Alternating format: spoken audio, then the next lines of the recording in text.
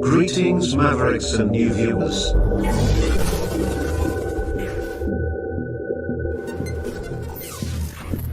Tonight, direct and live from the Maverick News Network World Studios.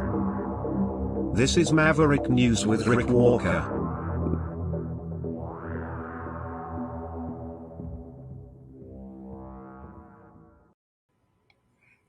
Hello, everyone. Hello, Maverick family. Hello, new viewers. Oh boy, it was nice while it lasted. If it ever really existed, it looks like the Middle East peace ceasefire is toast. Also, firing munitions, live munitions over I-5 in Southern California. What else do we have to talk about tonight? I'm sure we'll get into the Ostrich stuff a little bit out in Edgewood, British Columbia. There's stuff happening out there. And, Donald Trump, no kings, protests, the fallout, and Donald Trump's temper tantrum in the wake of all that. It's kind of gross, actually, and it's very graphic. I will show you when we come back on the other side of... Oh, if we have time. I know you've been waiting, some of you. Just waiting in the shadows, some of you, for another open line broadcast. And today is going to be, if we have time, Open Line Sunday. So we'll go to the phones and give you guys a chance to weigh in on today's top stories, top news stories of the day. I'll be right back. Don't go away.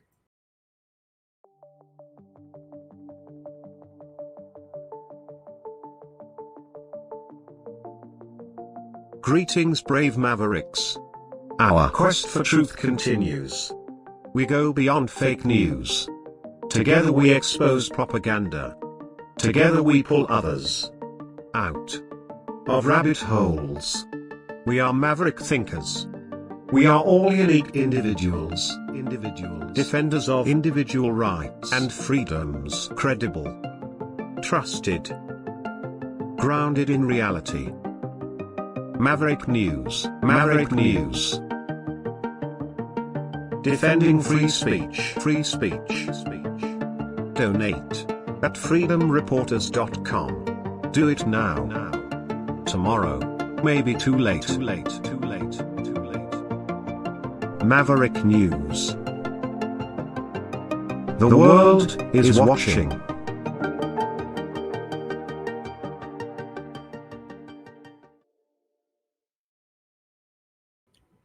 Okay, so where are we going to start tonight? Let's do this one because this is pretty important.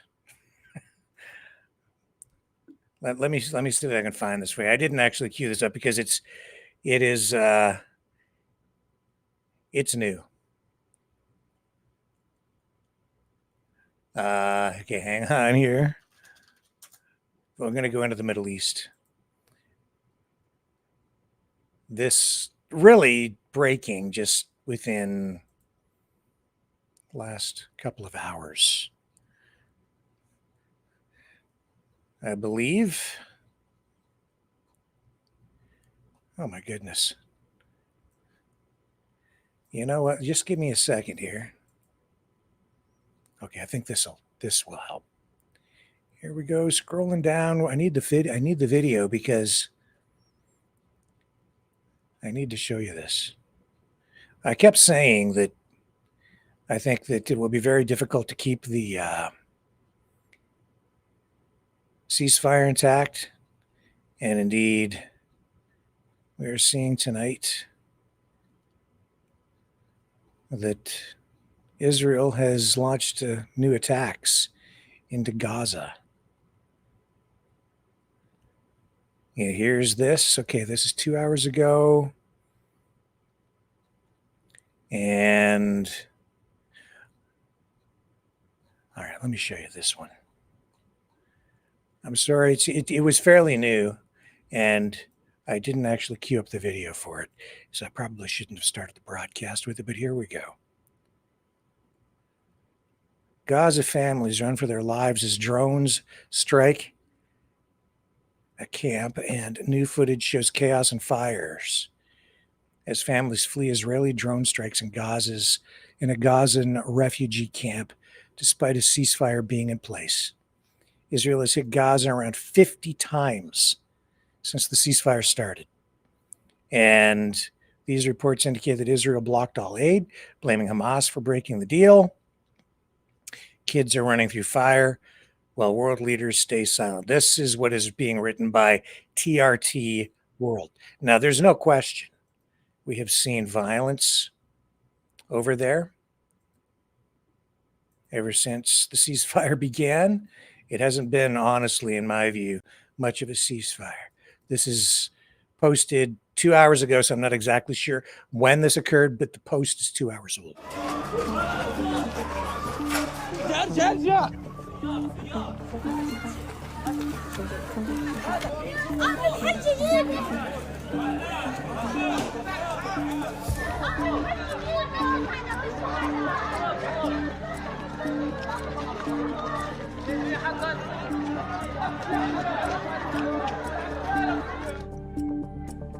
Yeah.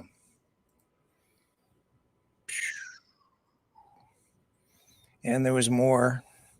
See if I can find you the other video that I saw just before coming on air. I mean, we're not even talking yet about what's going on in Ukraine and Russia.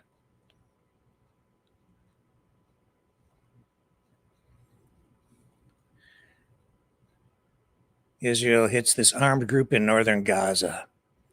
This is another video. Okay, here we go. So look at this. You tell me, does this look like peace to you? Does this look like Nobel Peace Prize material? It's a strange world we're living in right now, where reality is shaped and maybe even dictated to people by what a guy in the White House says. Identification of armed terrorists approaching IDF troops in the area of Beit Lahia. So they're saying they're terrorists. This is Israeli. This is IDF footage, surveillance footage, I think, from a drone. And so they show these people entering an area in Gaza. I believe they're saying this is behind the yellow line. And so they took them out. Strike on armed terrorists, they say. And there it is. So yellow line, green line in Gaza. And that does not look like peace to me. But hey, what do I know? How many strikes does it take to break a ceasefire? And here's the other footage, also from tonight. This saying that this is from Scent Defender, and the caption here is: the ceasefire deal in Gaza is basically toast. Ceasefire in Gaza, yeah, that's gone now. It says Israeli warplanes just lit up the sky with fresh airstrikes, excuse me, hitting targets around Khan Yunis in the southern Gaza Strip. There's a wall of smoke plumes stretching across the horizon like a row of exploding ink blots. The strikes come after rising tensions and signal that any hopes of a pause in fighting are quickly going up in smoke. I will show you the video evidence of that, and I have high confidence that this is real and not AI. Here we go.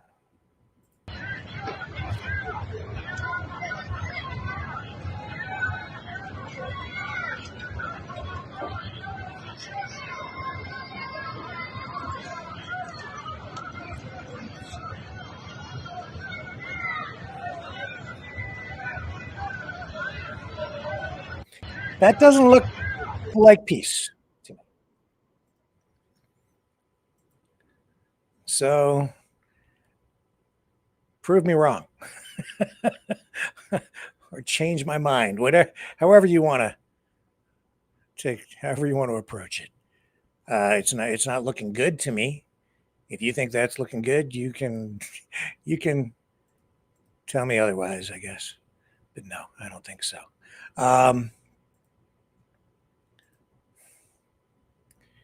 And all that fanfare, all that pomp and circumstance over the past week, with all the world leaders coming to congratulate Donald Trump. And some of them say, oh, you do deserve the Nobel Peace Prize, Donald Trump.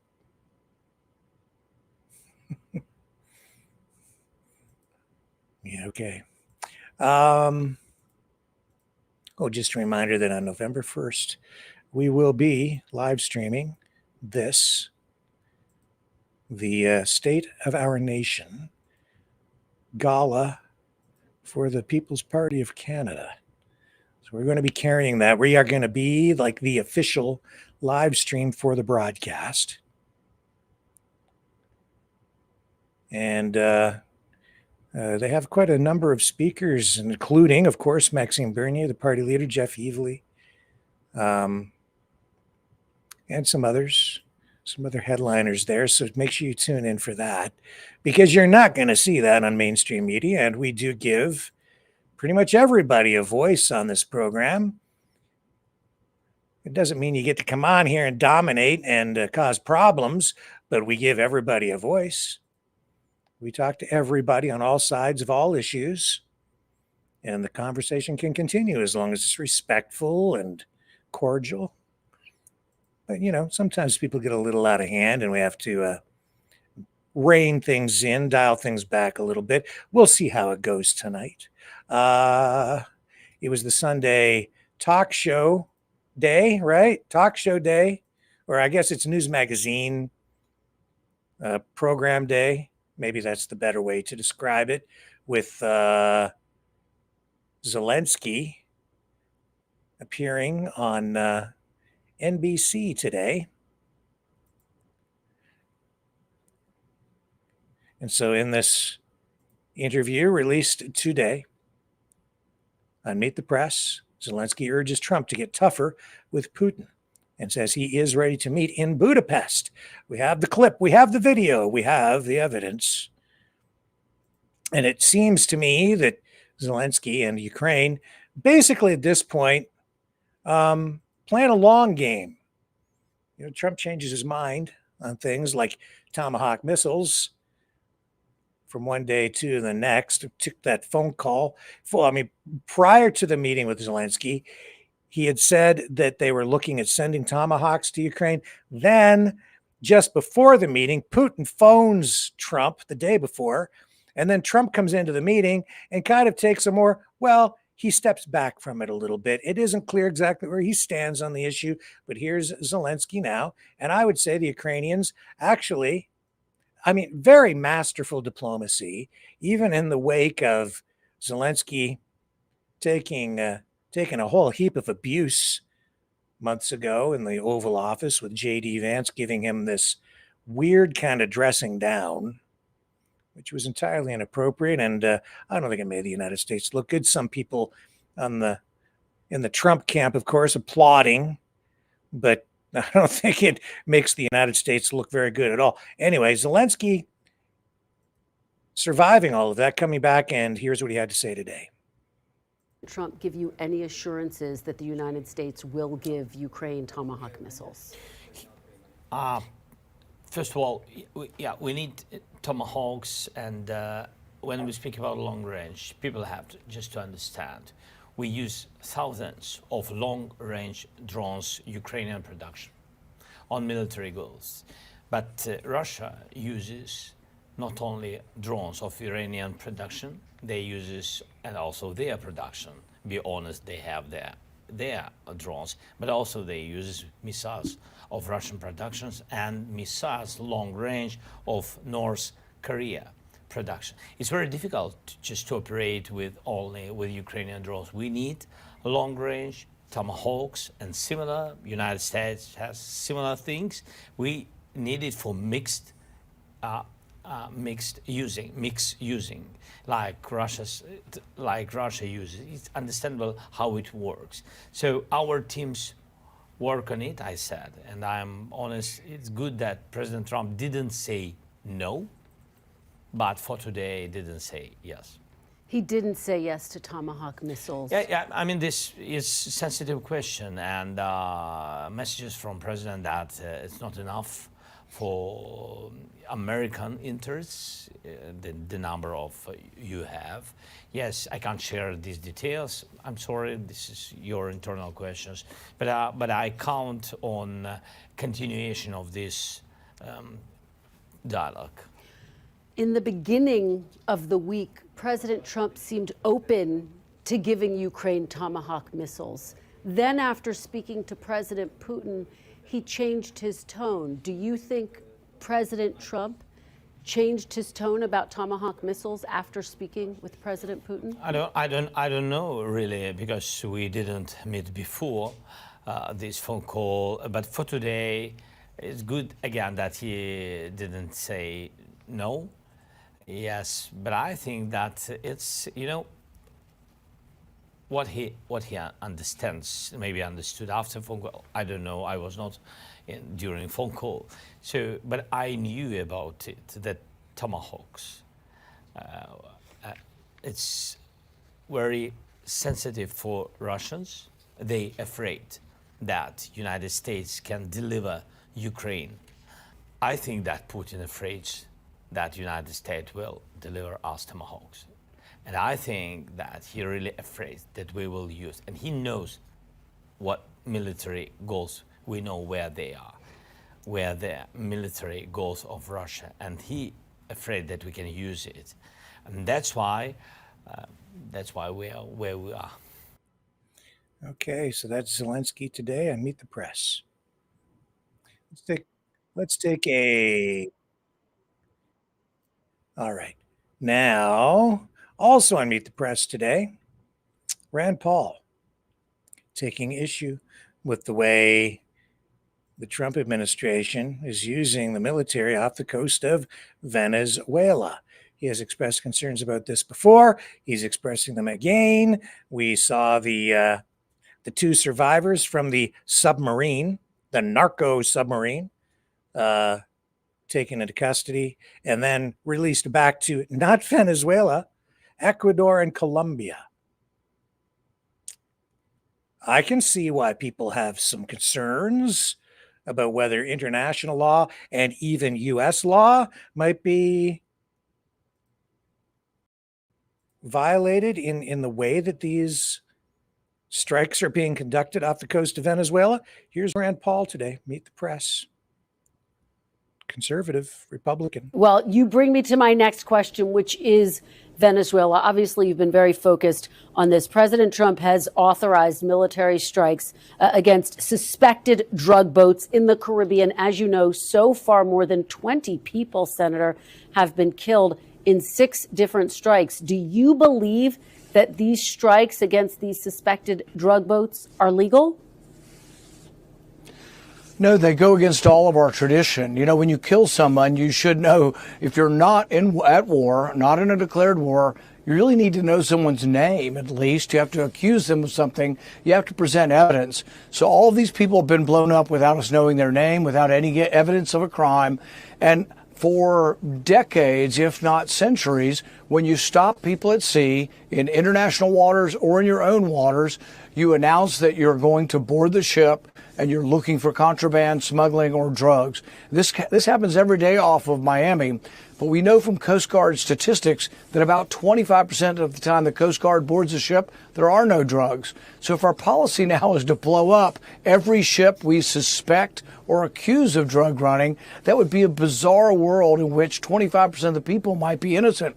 The other thing about these speedboats is they're 2,000 miles away from us. If they have drugs, they're probably peddling drugs to one of the islands, Trinidad or Tobago, off of Venezuela. The idea that they're coming here is like, it's a huge assumption, and really shouldn't you have to present some proof? It is the difference between war and peace. In war, though, you don't ask people's name. But if they want all-out war where we kill anybody and everybody that is in the country of Venezuela or coming out, that has to have a declaration of war. It's something that is not pretty, very expensive, and I'm not in favor of declaring war on Venezuela, but the Congress should vote. The president shouldn't do this by himself. Let's talk about what appears to be an escalation, because in an extraordinary moment, President Trump acknowledged that he has authorized a covert CIA operation inside Venezuela. The Pentagon has scaled up U.S. forces and military assets in the region. Here is what President Trump said about Nicolas Maduro this week. Take a look. He has offered everything. He's offered everything. You're right. You know why? Because he doesn't want to around with the United States. Thank you, everybody. You talk about war, Senator. Do you believe that President Trump wants to go to war with Venezuela? You know, I don't know what his actual intentions are. I can say, though, that not being a master of spycraft, if you announce that you're going to have covert CIA action, it's no longer covert. So if you're going to spy in a country, you usually don't announce that you're going to spy in a country. So it's a little bit unusual there. I do think there are members of his administration who have been agitating for war with Venezuela for a long period of time. And once again, there's the stick and the carrot. Yes, the president's right. They know that we would defeat them in a matter of days. But the chaos that ensues, you know, we've had regime change. And President Trump, one of the things I liked about him is that he's, for a long time, said that he's not for regime change. He was against regime change in the first Iraq war. He was against regime change in Libya when President Obama promoted it. And out of both of those wars came, you know, trillions of dollars of expenditures, but also decades more of violence and instability and chaos. And with regard to Libya, the spread of weapons to terrorists all throughout sub-Saharan Africa. So regime change isn't always what you expect to get. Yep. I do want to talk about what. Yep. So that was Meet the Press, Rand Paul today. Take a little break, come back. We've got a lot more to talk about tonight. Brightleaf Innovations is excited to offer our newest investment opportunity, the Turn Easy Bed Storage Solution. Turns with a touch, spins all the way around. Every little thing you need is easy to be found. No more clutter, no more mess on the floor. Just spin it, reach it, you don't search anymore. Turn Easy Bed, spin your world around. Storage made simple, the best you found. Shelves your way, keep the mess away. Charge it, store it, night or day.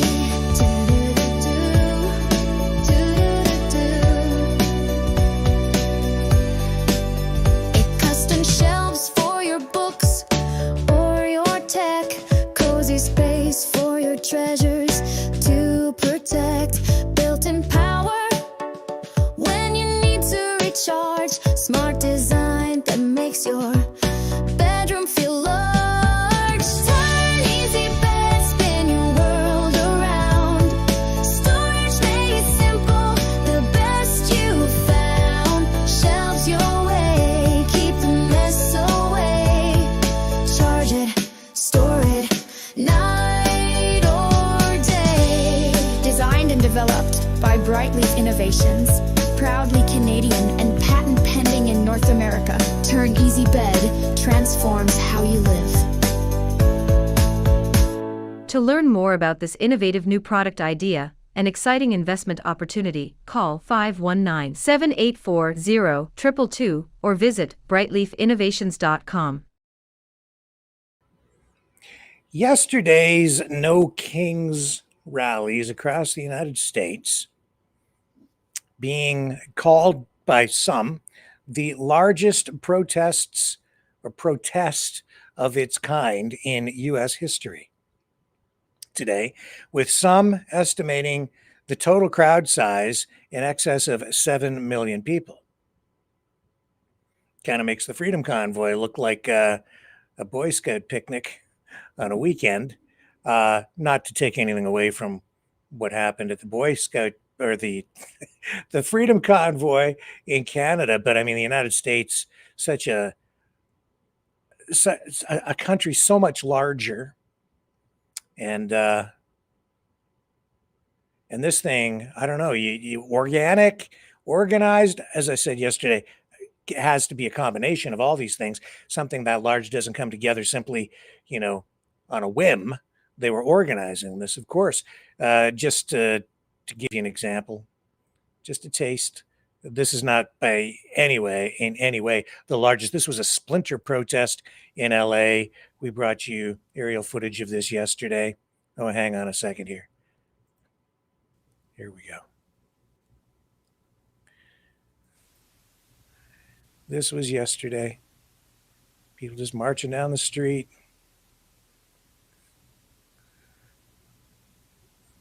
Some of the crowd sizes were huge. I saw in some cities probably 100,000 people out marching. This is in Los Angeles.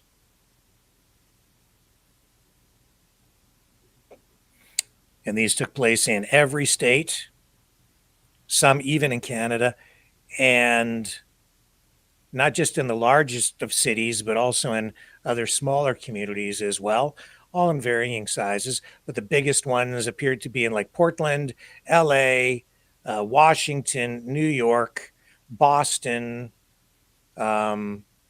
Houston, pretty much every major city. Yes. Hang on. Okay, let's pull out of that. Now, Donald Trump, not happy. Because it's all directed at him, of course. And people on the MAGA side, not happy. This is the front line in the current, I guess, hybrid warfare that's taking place within the United States politically. No question about it. And you're seeing it in Canada as well. These protests has been a big part of the political landscape always. But what's going on in the streets now, very confrontational. And yet yesterday, in spite of all of that, and in spite of all the predictions from what there were counter protests as well, but certainly the predictions from, I would say, the MAGA influencers, like Nick Sorter was on there yesterday saying, I think these things have a real potential for going violent. I have to say, there were very few arrests made across the country. Generally speaking, it looks like they were all pretty much peaceful. So no, I haven't seen any reports of anybody being killed or injured or run over or any of that kind of stuff. And very, very few arrests. Trump not happy. Spent the night posting online on Truth Social. In this post, he shares an AI generated video of Donald Trump. And this, I have to say, I thought this is a misstep in my view. I think it speaks to his base of support, but not to the American people in general. Look at what he does here. Let's see if we can get it to play. It doesn't want to play. All right, let's re-cue it. It just shows you how efficient the Truth Social platform is. Sometimes we do have real trouble playing videos on Truth Social, especially if they're queued up in advance and it sits for a while. And now I have to find the stupid clip again. I think this is it. No, got to keep going down. Here we go. Okay, let's try it one more time, shall we? Okay, Rick, let's try it this way. One more time. Donald, can you get your social media platform to play the video for us, please? Please? Come on. Here we go. My goodness, what a technical nightmare this is. Nevertheless, I think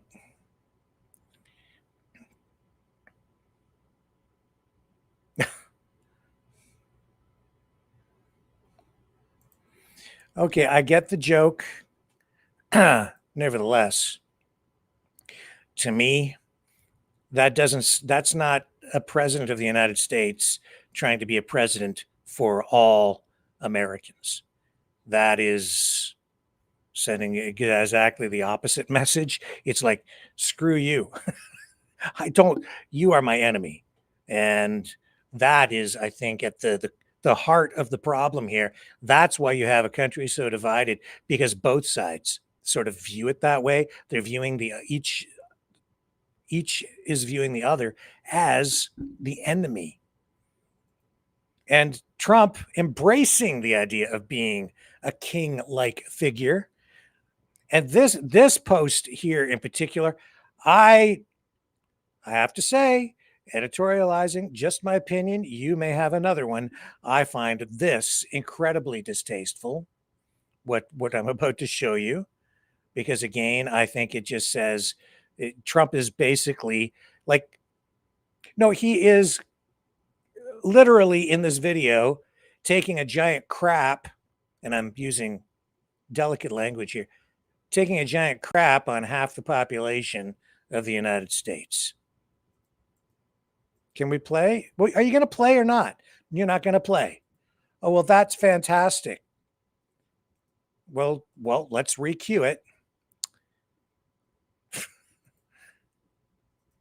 What a crappy platform. I have a Truth Social account, but all right. But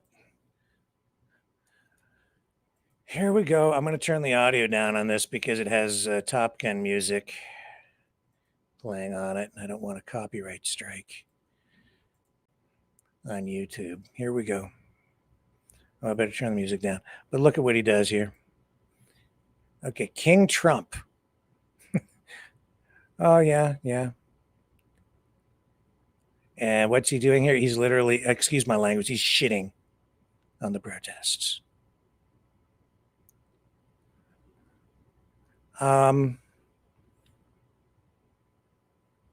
From way on high. Sorry for the language. I warned you.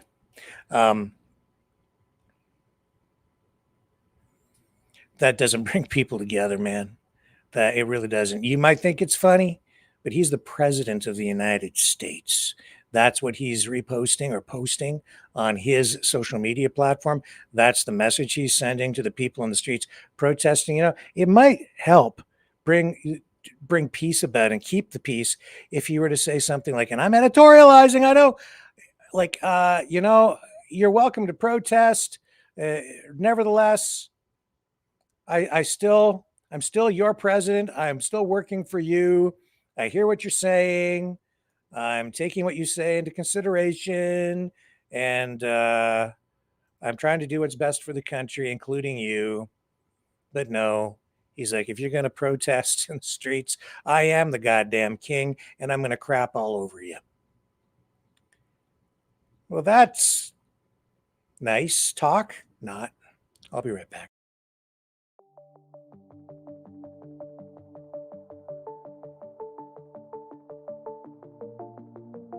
Greetings, brave Mavericks. Our quest for truth continues. We go beyond fake news. Together we expose propaganda. Together we pull others out of rabbit holes. We are maverick thinkers. We are all unique individuals. Defenders of individual rights and freedoms. Credible. Trusted. Grounded in reality. Maverick News. Defending free speech. Donate at freedomreporters.com. Do it now. Tomorrow may be too late. Maverick News. The world is watching.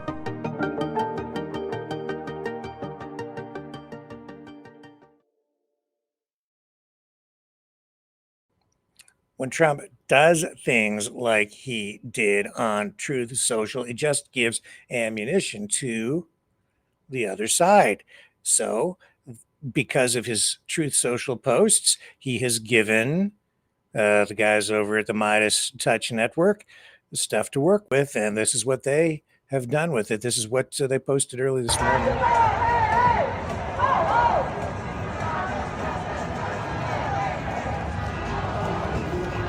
That right there was the No Kings protest in Los Angeles. All in all, over 7 million people showed up to protest across the United States. It was the largest single day of protest in the history of the United States, and Donald Trump is not handling it well at all. He is just losing his mind over the success of these peaceful No Kings protests. I'll play for you this B-roll right here. These are real posts that Donald Trump was making late last night on his social media account. I think he thinks this is how he's going to intimidate the peaceful protesters. He posted this AI video of a King Trump fighter jet dumping feces on peaceful protesters, and Harry Sisson was someone who was in the peaceful protest there in New York, and this is how Donald Trump thinks that the president of the United States should behave. He's also posting or reposting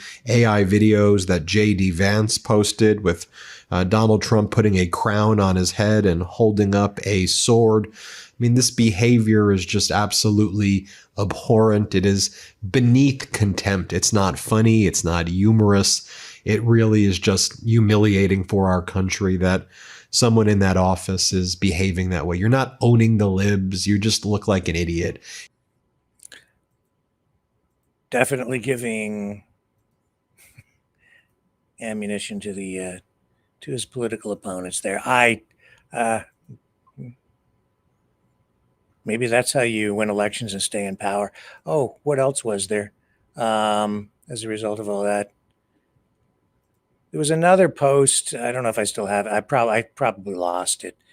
Another one where there's like, not sure where it came from, showing magazine covers talking about elections, and it shows Trump still being president, like decades into the future, because he's really looking at running again, and you'd have to make some changes in order to do that legally, I think. So we'll see what happens. There is a movement to make that happen. Here's just another look at the size of the crowds from yesterday. This from Washington, D.C., again from yesterday. Bring this up for you. This is from Associated Press, Reuters, Guardian. Crowds packing Freedom Plaza and Pennsylvania Avenue. Just to give you a sense of the scope, because I have no way to verify that claim of 7 million protesters. But I think this is the one yesterday where I was trying to do sort of a grouped head count to get an indication of how many people were at this protest. And then I extrapolated that and came up with a number of at least 1 million across the United States. Notice the Canadian flags on that building? Anybody guessing what building that is?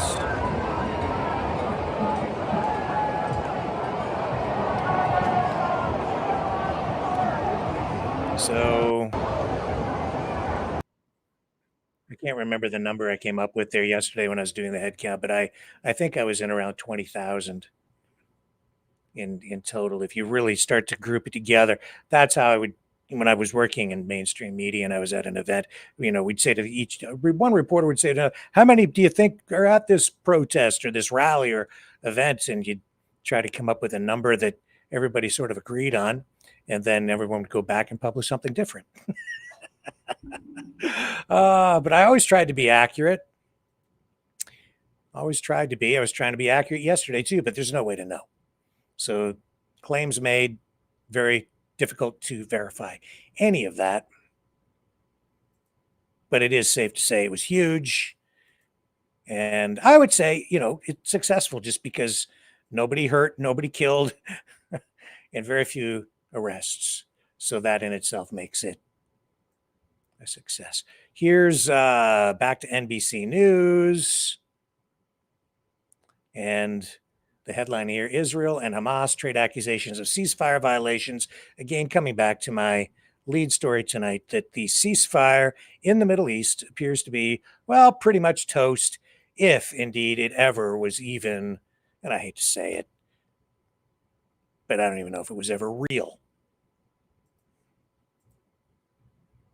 Hamas appears to be showing cracks. With reports, fighting has resumed, with each side blaming the other. NBC's chief foreign correspondent, Richard Engel, is in Jerusalem. Richard, what's the latest there?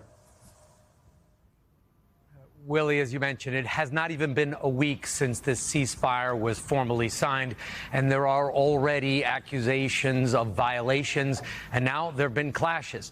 So, as you know, Israeli troops are still inside Gaza. They've pulled out of many towns and cities, but they remain just beyond what is called the yellow line. So that is an area that is still occupied by Israeli forces, and this clash today happened in that area. According to a military official to NBC News, there were two separate incidents that an Israeli vehicle, Israeli troops operating in that area, still controlled by Israeli forces, was hit by Hamas by an RPG and sniper fire. Israeli media report that an airstrike was called in. Now, Palestinians say that there have been violations on the Israeli side, and that many Palestinians who have crossed accidentally this invisible barrier separating Palestinians and Israeli forces have been shot dead. So they say Israel is violating that by killing civilians, nearly 40 of them since the ceasefire, and by not allowing in aid. It was supposed to be 600 trucks a day worth of aid coming in, but as of now, only a trickle. So a very fragile ceasefire that, as you say, is showing cracks. And just days after this celebrated ceasefire was put in place that, thank God, brought the hostages home. We will stay on this story. Richard Engel in Jerusalem, thank you. I'll be right back. We have more. Brightleaf Innovations is excited to offer our newest investment opportunity. The Turn Easy Bed Storage Solution. Turns with a touch, spins all the way around. Every little thing you need is easy to be found. No more clutter, no more mess on the floor. Just spin it, reach it, you don't search anymore. Turn Easy Bed, spin your world around. Storage made simple, the best you found. Shelves your way, keep the mess away. Charge it, store it, night or day.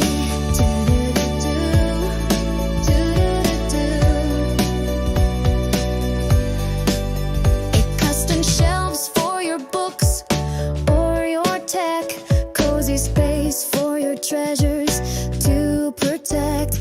Built-in power when you need to recharge. Smart design that makes your bedroom feel large. Turn Easy Bed, spin your world around. Storage made simple, the best you found. Shelves your way, keep the mess away. Charge it, store it, night or day. Designed and developed by Brightleaf Innovations. Proudly Canadian and patent pending in North America. Turn Easy Bed transforms how you live. To learn more about this innovative new product idea and exciting investment opportunity, call 519-784-0222 or visit brightleafinnovations.com. In other news, a daring jewel heist at the Louvre Museum. They're saying that this was a minutes-long strike today inside this museum, the most visited museum in the world. And these thieves rode some sort of a basket lift up to the Louvre's facade, up the facade of the building, forced open a window, smashed display cases, and then took off with Napoleonic jewels which are said to be priceless. So this thing happened. It was like a daring daylight heist. Happened about 30 minutes after the museum opened. Visitors already inside. And this is now perhaps the highest profile museum theft in, well, recent history. And this comes on the heels of staff complaining that crowding and thin staffing were straining security at the museum. So this all happened about 250 meters, 270 yards from the Mona Lisa. The culture minister there is describing this as a professional 4-minute operation. And one of the objects, the emerald set imperial crown of Napoleon III's wife, containing more than 1,300 diamonds, was later found outside the museum. And authorities are saying that it was reportedly recovered, but broken. Let's pick up this report. Sure we can. We'll bring you this version from the Canadian side on this international story. Here we go. A little piece of history on the run, history in the making today. Closed after a heist took place this morning when tourists were already inside. The strike took 7 minutes, with the thieves using a basket lift to get into the museum, then forcing open a window, smashing display cases, and fleeing with jewels of historic value beyond estimation, according to France's interior minister. The thieves reportedly took 9 pieces of the jewelry collection of Napoleon and the Empress. Well, another stolen jewel was reportedly later found outside the museum. France's culture minister was on site at the Louvre today as an investigation begins into who robbed the world's most visited museum. Oops. Somebody might lose their job over that. I would think. Oh, well, we'll see where that goes.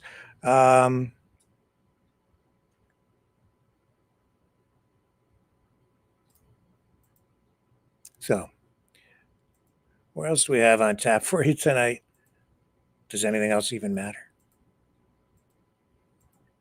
We've got wars, we've got jewelry heists, we've got, oh, I know, you want to talk about the ostriches. The story that just won't go away. I just want to make sure we're not missing any of the other stuff that I queued up for you tonight. Oh, there was this story too that I wanted to touch on. A Tesla explosion.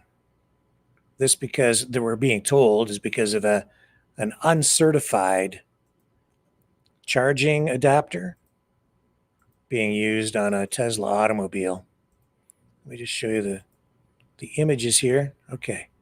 This is out in British Columbia. And when these electric vehicles catch fire, man, like, it is serious stuff. They're very difficult to put out, these lithium ion batteries. You can see here, connected to the charger, and then look what happens. So it says here, a man using an aftermarket uncertified adapter to charge his Tesla was knocked to the ground by an explosion. It was caught on camera, and it's being highlighted by Technical Safety BC, regulatory agency, government agency with rules.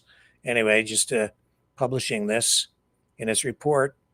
And this happened back in August, but just coming to light now. And so it says here that while charging a Tesla EV at a non-Tesla commercial electric vehicle charger, a short circuit between the charging cable of the charger and an aftermarket charging adapter resulted in an arc flash. The report from the regulator said the vehicle's owner suffered minor scrapes and abrasions. The vehicle was left with burn marks and significant scorching. No kidding. At its charging port, and the adapter was blown in half, significantly melted and damaged. That's the thing about Tesla. They're not like open source anything. Like, everything with a Tesla is kind of in-house. if you need your Tesla fixed, they want you to take it to a Tesla dealer. Obviously, even with the chargers, they want you to use a Tesla charger. The regulator's report explained that in order to charge a Tesla at a non-Tesla charging station, an adapter is required, and the company sells approved adapters and has a policy on their use. The policy states that prohibited devices that are advertised by third parties as compatible with Tesla charging equipment are dangerous and therefore remain prohibited, even if sold under such advertising. That's why I would not buy a Tesla. While aftermarket adapters are available, they are also regulated. The only approved adapters for sale or use in Canada are those manufactured by automakers and stamped with a certification mark, according to the BC report. And so the driver reported to investigators that he had the adapter, had it for like 2 years, and had used it dozens of times in the past with no problem. And that it had been tested in where else? In China. And the manufacturer was aware that it had not been subject to the testing requirements of a Canadian approved standard, CSA. Although the adapter registered some errors prior to its fiery failure, nothing triggered the charging station to go into full fault mode and shut down. And so we got that. And I'd say that guy's lucky to be alive. You know how much juice there is in those things, man? They pack a lot of punch. You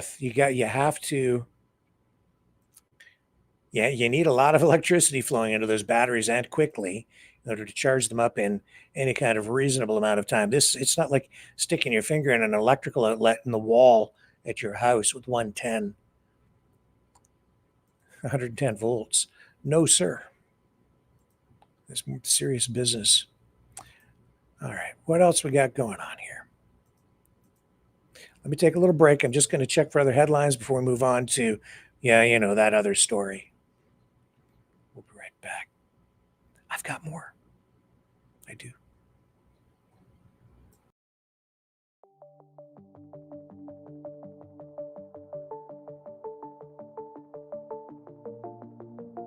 Greetings, brave Mavericks. Our quest for truth continues. We go beyond fake news. Together we expose propaganda.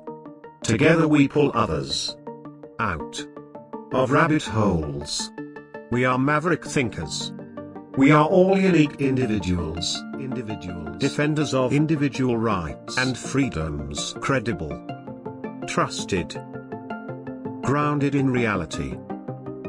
Maverick News. Maverick News. Defending free speech. Free speech. Donate at freedomreporters.com. Do it now. Tomorrow may be too late. Maverick News. The world is watching.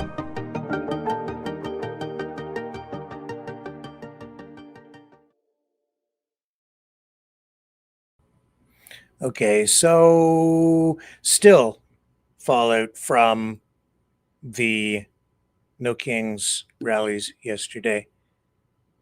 And to further illustrate the huge divide politically within the country, what has the MAGA side been doing? Even before the protests yesterday, they were calling them anti-American, what is it? Anti-American hate? Hate America. That's what it is. Hate America rallies. That's the phrase they've been using. And that is also the phrase that was used in today's, because it is Sunday political talk show day. That's what Speaker Mike Johnson was saying over on ABC.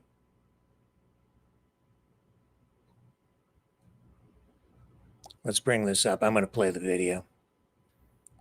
And again, it just shows you, like, language is important, the way it frames people's perceptions. Peaceful protesters to some, insurrectionists to others, maybe even terrorists. That's the other phrase that's being thrown around a lot. I'm joined now by the Speaker of the House, Mike Johnson, right here in the studio. Speaker Johnson, thank you for joining us. Glad to be with you. Thanks. So let's start with the No Kings rallies. You called these Hate America rallies. What do you mean by that? Well, that collection of folks that I listed were certainly part of it. We congratulate them on a apparently violent free speech exercise. I was a First Amendment lawyer for 20 years. We defend that right. But the irony of the message is pretty clear for everyone. If President Trump was a king, the government would be open right now. If President Trump was a king, they would not have been able to engage in that free speech exercise out on the mall, by the way, which was open because President Trump hasn't closed it. In the last shutdown, 2013 era, President Obama closed the National Mall, it closed all the national parks, didn't allow people to engage in all this. So, I mean, they needed a stunt, they needed a show. Chuck Schumer needs cover right now. He's closed the government down because he needs political cover, and this was a part of it. We'll get to the shutdown, but just on this notion that these are Hate America rallies, and you not only talked about anarchists, Antifa advocates, pro-Hamas wing, and you said this is the modern Democratic Party. But I remember not that long ago what you said after the murder of Charlie Kirk, when you said that we should view fellow Americans not as our enemies, but as our fellow countrymen. Yeah, I've never called anybody an enemy, but we call out... Hate America rally or, Antifa, pro-Hamas, those are enemies. Well, there were a lot of hateful messages yesterday. I mean, we have video and photos of pretty violent rhetoric, calling out the president, saying fascists must die and all the rest. I mean, I don't think that's loving speech. I don't think that's friendly speech. And I don't think it's pro-American to say those kinds of things.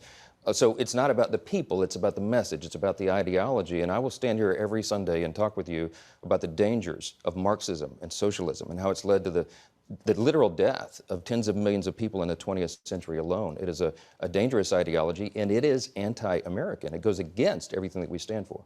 But you're not saying that this is all of the Democratic Party. It's not all of the people that were out there. I mean, it kind of reminds me of Hillary Clinton referred to Trump supporters, or half of them, as the basket of deplorables. I've never said that. I never said it was the whole Democratic Party, but you and I have to acknowledge the reality. Wait a minute. So this is the modern Democratic Party. It is, because look at the evidence. Look at what's happening in New York. They're about to elect an open socialist Marxist as the mayor of America's largest city. There's a rise of Marxism in the Democratic Party. It's an objective fact, and no one can deny it. We lament that. We decry it. We're trying to call it out because I want to make sure the next generation of Americans understands that is a dangerous road to go down.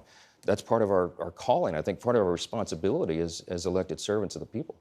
So let's get to the shutdown. You've blamed the Democrats, and to be clear, you did pass a so-called clear... Not so-called, totally clean.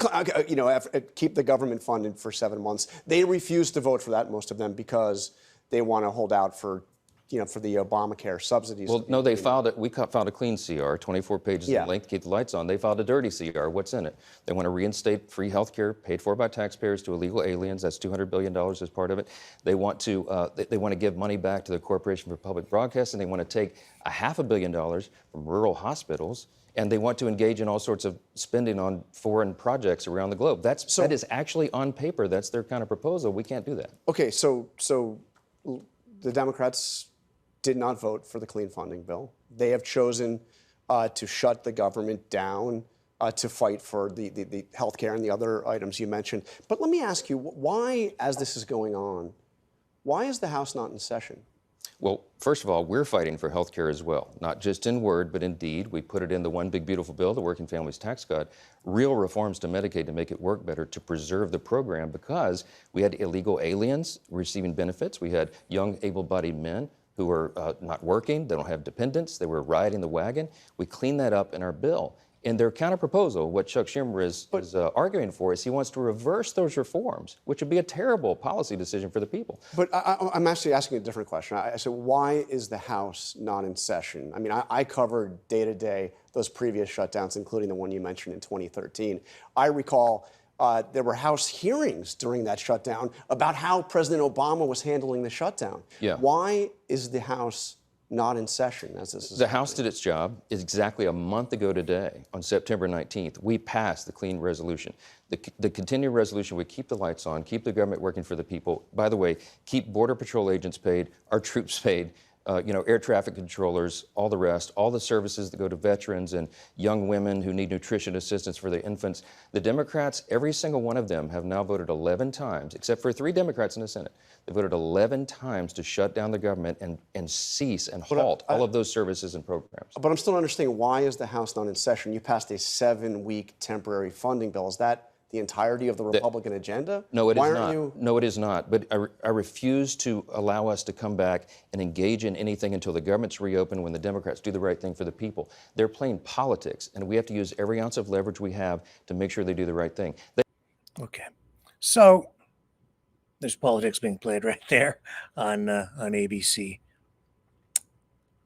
This is politics too, but it's also reality, and it's weird, and I don't understand how this happened or why it's happening or what it overall means. But I don't know if you're aware, but there was this celebration, 250th anniversary of the Marines.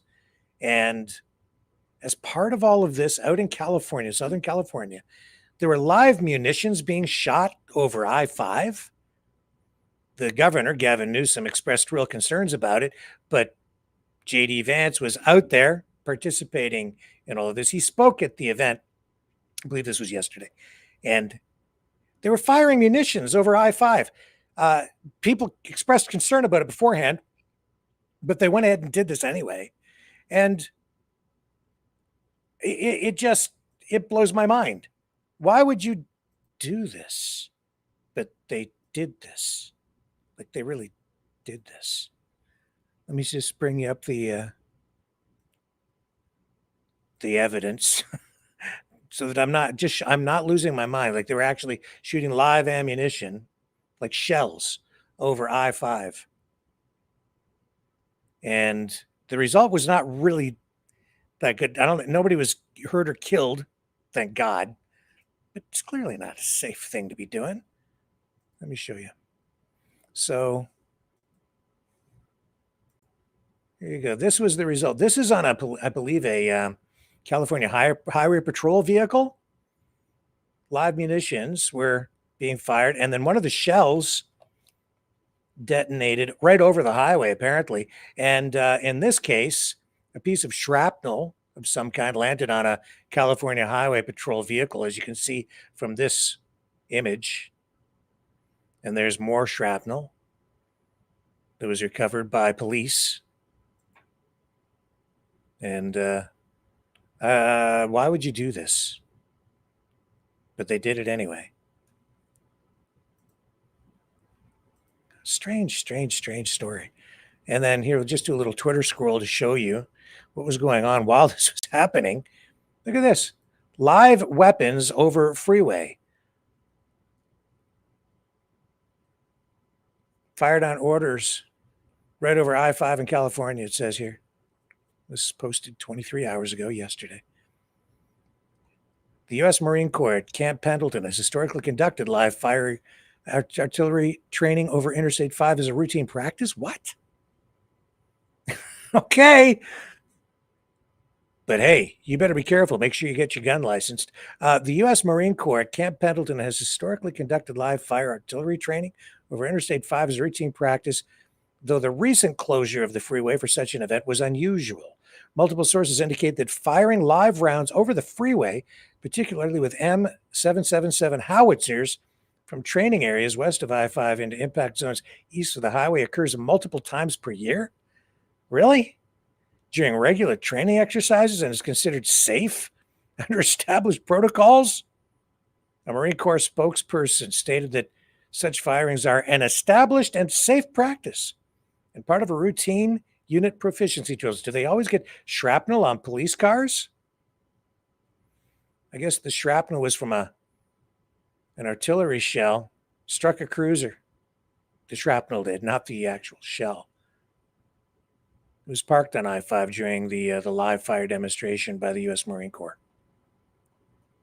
All right.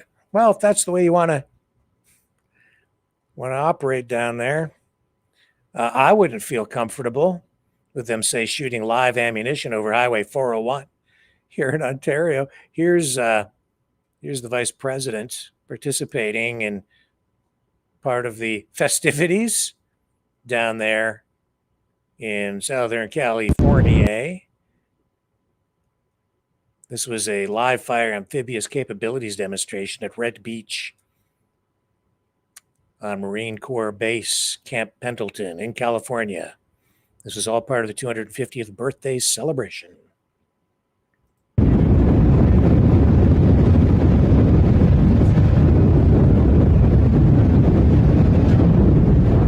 Sorry. It's that amphibious vehicle there. You're going to see the troops. You're going to see some jets fly overhead, and then you'll see troops doing it like a simulated, well, it's not simulated, they're actually doing it. It's an amphibious landing. You see troops running onto the shore, swarming the beach.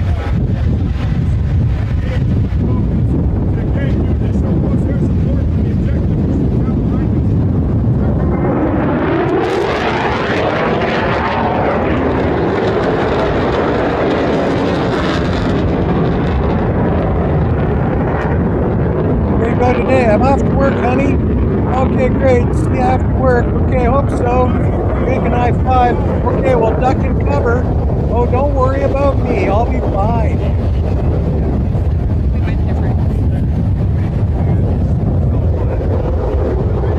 This fire artillery shells live ammunition in the highway. No big deal.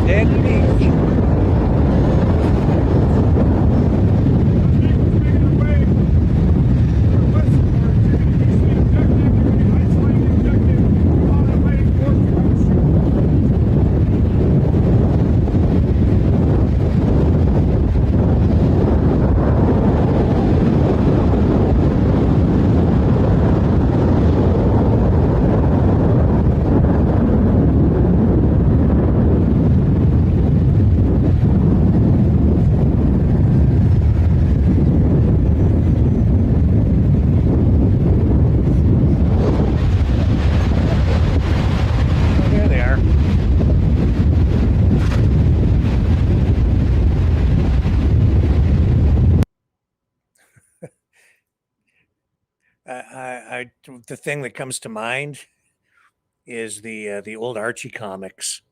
For some reason, just watching this, I'm not exactly sure why this popped into my mind, but maybe it's just I just have these images of Betty and Veronica at the beach with Jughead and Archie and Reggie, and then these guys running up on the beach with their machine guns and the jets flying overhead. My mind works in mysterious ways sometimes, doesn't it? It all depends on the lens that you look at the world through. What is your worldview? Well, we're going to dig into the Ostrich story on the other side. That's a pretty warped thing, too, that whole damn thing. And maybe you're going to want to weigh in on that conversation tonight. We'll be going to the phones soon. Hang in there. It's almost time.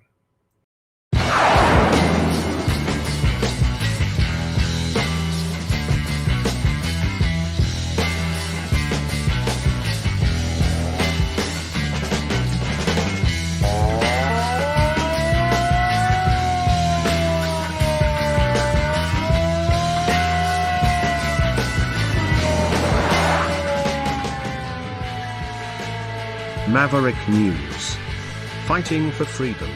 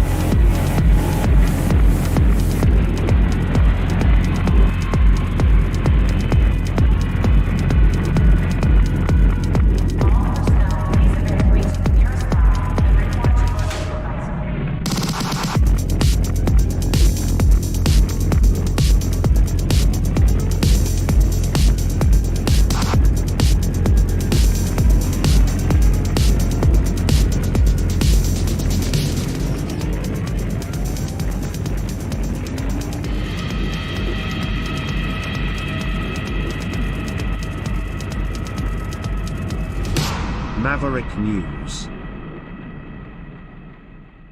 The world is watching.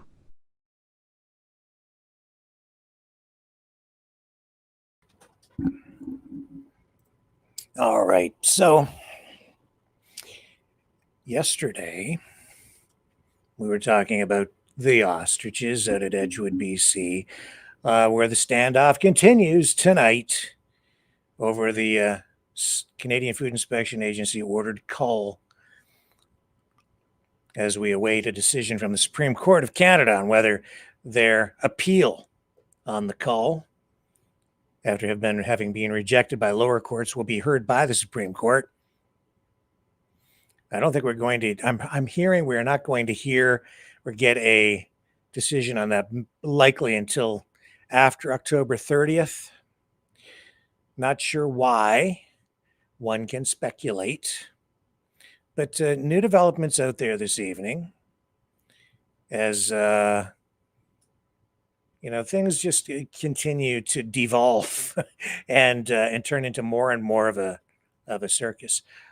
I have to say, I think some people are beginning to ask better questions about what is going on out there. Yesterday, we highlighted some other prominent live stream social media influencers who are kind of catching up on the story, reporting information now that we were really kind of touching on here months ago. Not only us, but a few others online, independent media, mainstream media, not really picking up on the importance of some of the information out there. Now, let me just, I do want to kind of go here online and get you the latest stuff happening out there in Edgewood, British Columbia. And then I'm going to backtrack and dial back and show you some of the stuff that's happened overnight too. So I know today we had a First Nations leader. Remember the lady that was in Alberta and she sang to the Pope? That lady, you remember that? It was a big moment when the Pope came to visit Canada the last time and went out to Alberta and apologized for the residential school stuff and all of that. So this lady out at the farm today, handing a letter over to RCMP on site. Let me see if I've got the video. Here we go here. Yep, we've got it. This goes on for quite a while. So how much of this are we going to run? Pick it up. Here's the exchange. I've got it.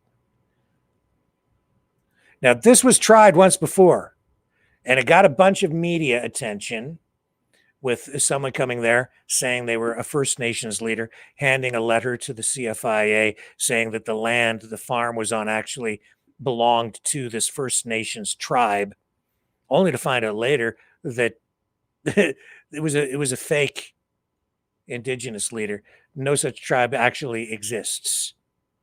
And yet this letter was given to the RCMP, which then conveyed it to the CFIA. When it was happening, I said, this is not going to fly. This, a little bit different. This woman coming to the farm definitely has some credentials and it should be taken seriously. But how does it actually play into treaties and the law? Will this actually result in a positive response from the CFIA or the government of Canada with regard to that? Well, just watch the exchange. You can decide for yourself, I guess. Here we go. Sorry, we're on the other side waiting for the ferry. Sorry to make you turn around, but I came a long way to be able to help with the situation.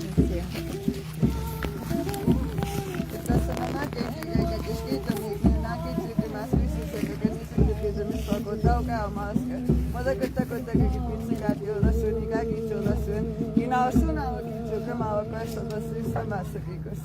are hereby serve spoken law. We, the daughters of the Great Spirit, cannot be coerced into any law, any treaty that is not the great law. We have appointed chiefs on our territories. Govern yourselves accordingly. Hi, hi. What's going to be the solution here today? What is it that you're asking? I'm asking if I could take them.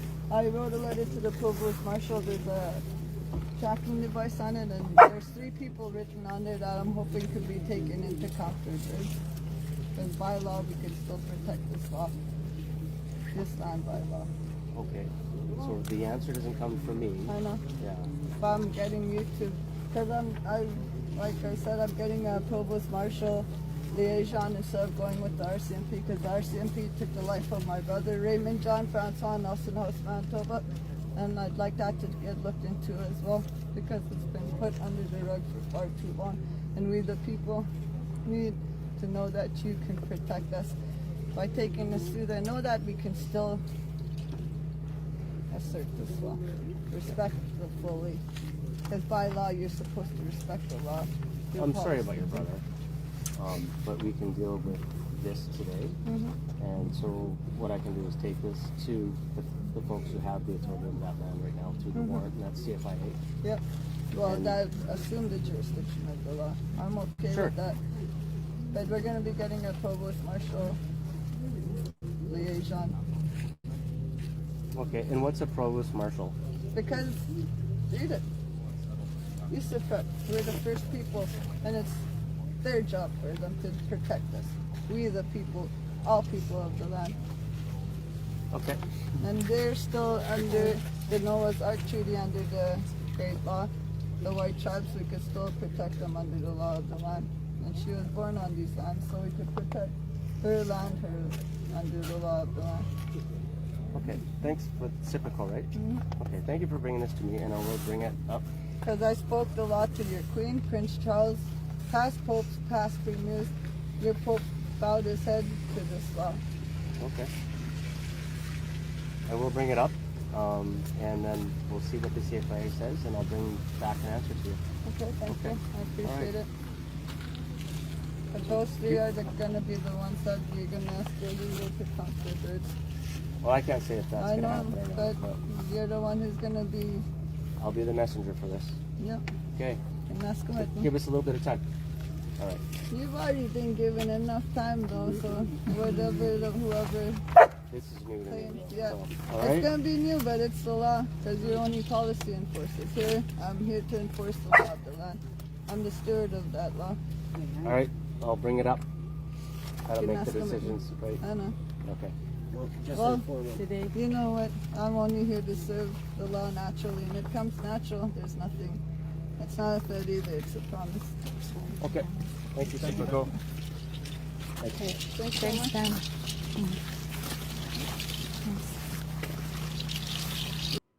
All right. So there's that. Although I don't think that's at the heart of the matter here. There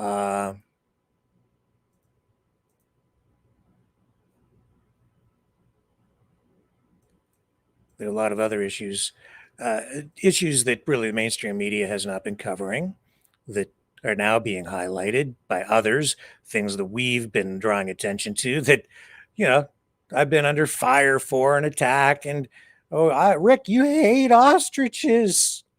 I'm just bringing you the information.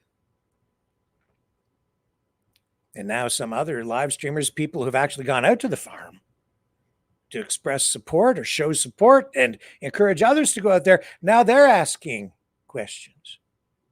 Case in point, Ron Clark. Even he is beginning to wonder about the accounting practices in place at the farm. How many ostriches were there before? How many are there now? How many...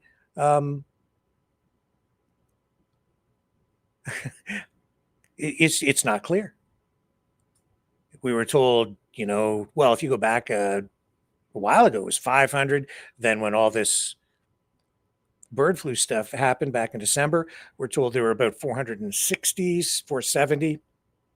69 birds died. That got us down to around 400. Then 2 were allegedly shot, killed somehow.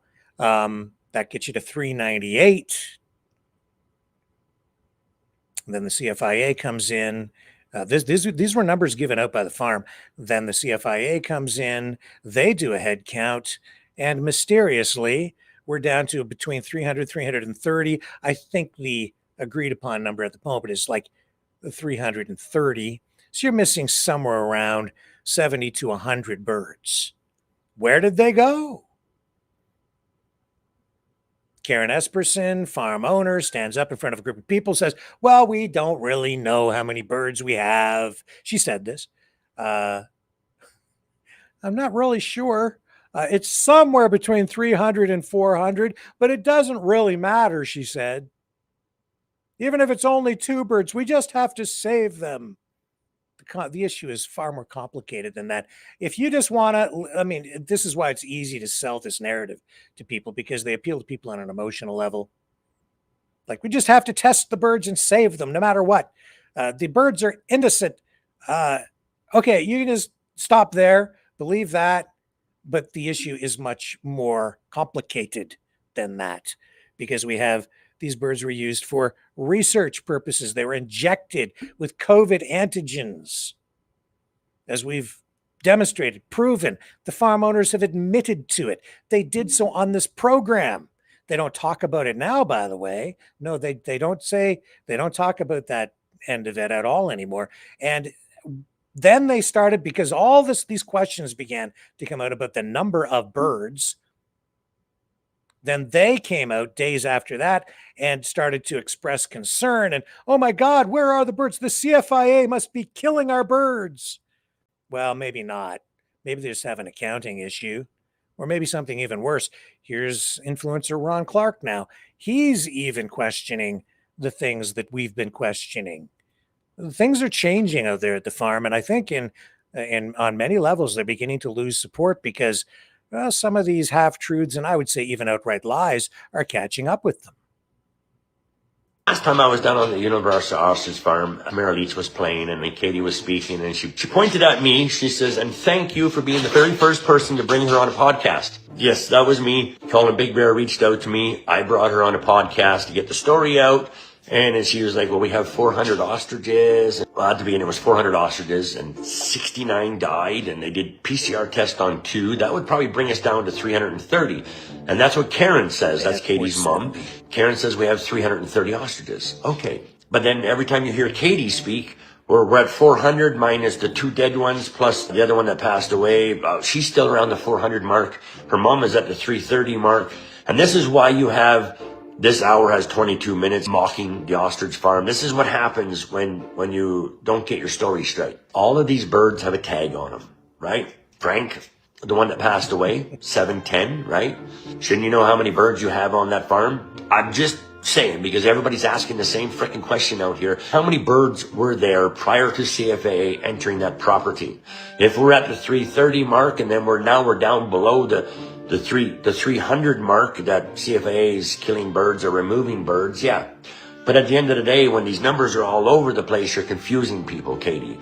Just show us. Pick up a piece of paper. Look, these are the birds that are still, 478 passed away 5 years ago, blah, blah. And this is how many living birds we have on the farm right now. Just saying. Because right now, it looks kind of stupid out there. Because if we're all running around out there trying to show aerial footage of all of this stuff and how many birds are on this farm, and yet you can't give a direct answer, what confuses people? It does. Can you just give us a frickin' honest answer on how many ostriches are down there? Because you have a piece of paper in your office that tells you how many birds you have on site. Even a chicken farmer will tell you how many chickens they have in there. There's thousands in there. They'll tell you how many they have. Let's be honest and transparent. But yeah. I'm sorry, Katie, this is a message to you directly. Tell us how many ostriches are on that farm before we risk our lives and get arrested. Just saying. Transparency starts with the owners. That's me giving my point of view on the ostrich farm. So frustrating, isn't it? Yes, it is. Especially when, it's been, I have to say, it's been pretty lonely in this chair. for months because I've just been asking questions as a journalist should. And now even people, supporters of the farm, people are out there, save the ostriches, power to the ostriches. And now they're like, wait a minute, there's just stuff not adding up out there. Yeah. And quite a few people have gone out to that farm, been there for a little while, saw things going on, then left because they didn't like what they saw going on. Now other people asking questions too. Here's Phil Primo. He posted this last night. I'm going to run this. I was going to just run the second half of this because he had a bit of a technical problem off the top, but I'm going to run the whole thing so that I can't be accused of editing anything or anything. It's just like, this is exactly what Phil Primo posted last night in its entirety. It's not that long, but this highlights exactly what I've been saying for months. These birds were used not for bird flu research, for COVID research. These birds have been producing antibodies artificially, not naturally. Katie keeps saying, this is all natural. No. The COVID antibodies those birds produce have been artificially induced through COVID antigen injections repeatedly. From the beginning of the pandemic, they turned to COVID research at the farm, and they have been injecting those birds over and over and over and over again, like about on a 2-week interval, injecting them. 2 weeks, that's the information I have. I stand to be corrected on that, but that's the best information I have. About every 2 weeks, bam, they inject these birds again in order to artificially induce COVID antibody production within the birds. The ostriches don't just naturally produce COVID antibodies. And why were they doing that? If you go back and read the documentation on it, it's because they said that there was a good possibility that they could use these antibodies to produce vaccines, working in conjunction with government-funded labs, universities, both in Canada and Japan. Government grant money was flowing like crazy back during the pandemic. And like many others, including even some government officials, they were looking to cash in, to capitalize on those government grants that were being issued left, right, and center. The money was flying around because the government was like, we have to address this COVID issue. And so people were lining up at the public trough at universities, private companies, to participate in research projects, to find a cure or ways to mitigate the risk of COVID at the time, the farm included, because their business had been devastated at that point. They couldn't get their birds to market because they were selling them for food. It was an ostrich farm where they're butchering the animals to sell them for food. But the abattoirs, the places where they butcher the birds, they were backed up. They couldn't get their birds to market because they couldn't keep them staffed during the pandemic. So farms were having a lot of trouble. Their ostrich farm in particular was having real trouble getting their birds to market. The market wasn't there. And it's a niche market to begin with. During the pandemic, they had big problems. So they turned to research because they had an opportunity to sell their eggs laden with artificially induced COVID antibodies to this researcher in Japan. And they were trying to capitalize on the Canadian side. Those antibodies are ultimately used in the development of masks that we were told might glow under ultraviolet light or light up if you were exposed to COVID, in which case I guess they could tackle you in a Canadian Tire and say, COVID witch, and then tackle you to the ground and drag you off to some quarantine facility if you're wearing your mask and you came into contact with the virus. That's what those masks were ultimately for. And anyway, but hey, Rick, what do you know? You just hate ostriches. No. all documented, and it goes far beyond that. I mean, all this stuff has been laid out in documentation, interviews, both sides, explored the whole issue all the way around. And now finally, as you see, even some other prominent live stream media, social media influencers out there who have been, some of them whom have gone out to the farm to actually support them, now asking the tough questions too, because the truth is catching up. These lies are unraveling. Here's Phil Primo, freedom fighter. Okay, you got 2 lives in one day. This one is pretty important. Katie Pasitny, total fucking psycho liar. I'm just about to show you how. It's very simple. Okay, this is a live that she did 3 hours ago. I'm just going to play up until she makes her claim.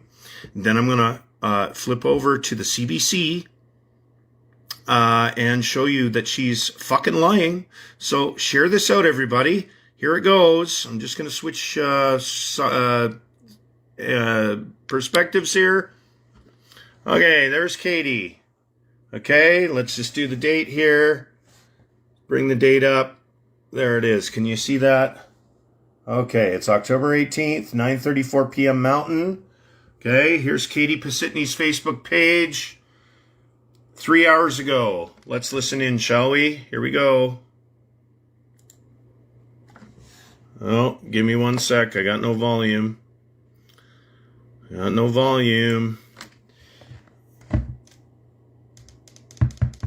Let's see if that does it. You're going to want to share out this video. I'm going to show you how much of a liar this broad is in real time. Okay, I still don't have volume. Why don't I have volume? Cable check. Am I plugged in? I seem to be plugged in. Oh. Let's just have a look at audio settings. I shouldn't be doing this in real time because it's going to screw up the video. However, still no volume. Oh, there's why. If you know us, okay, you know who we are. Okay. We've tried everything, and when you have no options left, and you know your animals are just about to be killed, you know, it was like that Indigenous letter when we gave that to the police. Get ready. She's going to make her claim. Animals are going to start to die. When you get given a letter and you don't understand and you don't know about the credibility or the things that have to be on that letter, but we gave it to the police immediately because if that was going to do anything to stop the killing, we had nothing to lose. You know, we sure are learning a lot about what you need on the letters, or say the tribe or Indigenous band, and how that has to go forward.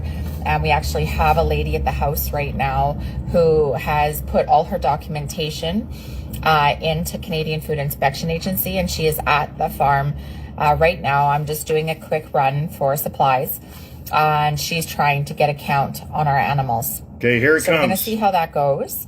But there's a lot of misinformation online about us injecting our animals with spike proteins, the research, and how we were going to kill our animals anyway. And okay, there's her fucking claim. She's saying that's misinformation.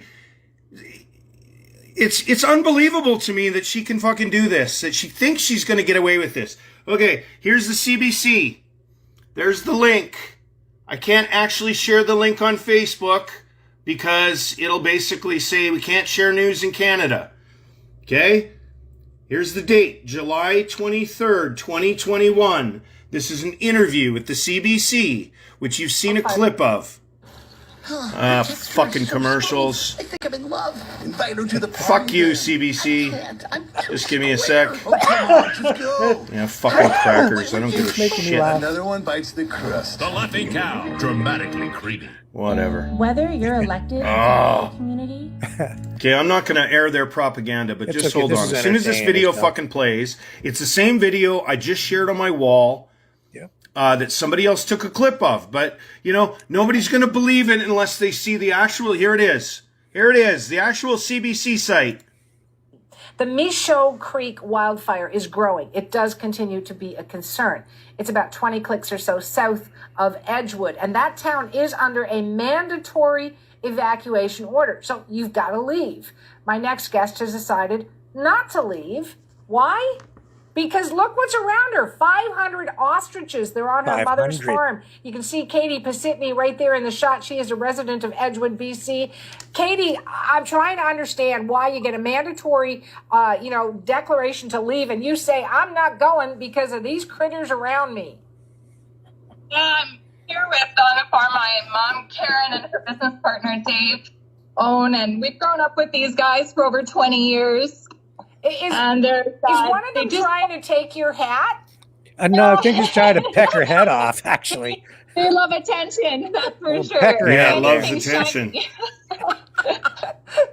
Okay, they're kind of scary. They but are, I suppose there's a gentle side to them. If you spend a lot of time with them, they become like your pets. Yeah, absolutely. And they They might are not very kill gentle you. and they can be really loving. Minus the ones, I guess, behind me that look like they're fighting. Tail you with your talons. Yes, unpredictable is the word. Peck But your we head could also use that word, Katie, for the fires. They are unpredictable because of the winds. So in making this decision, what did you think about before you made it? There's just 500 ostrich, just like, I guess 500 cattle would probably load up a lot easier. But 500 ostrich just don't load up as easy as a lot of people think. So these are and have been our babies, and my mom's and her business partner's babies for over 20 years.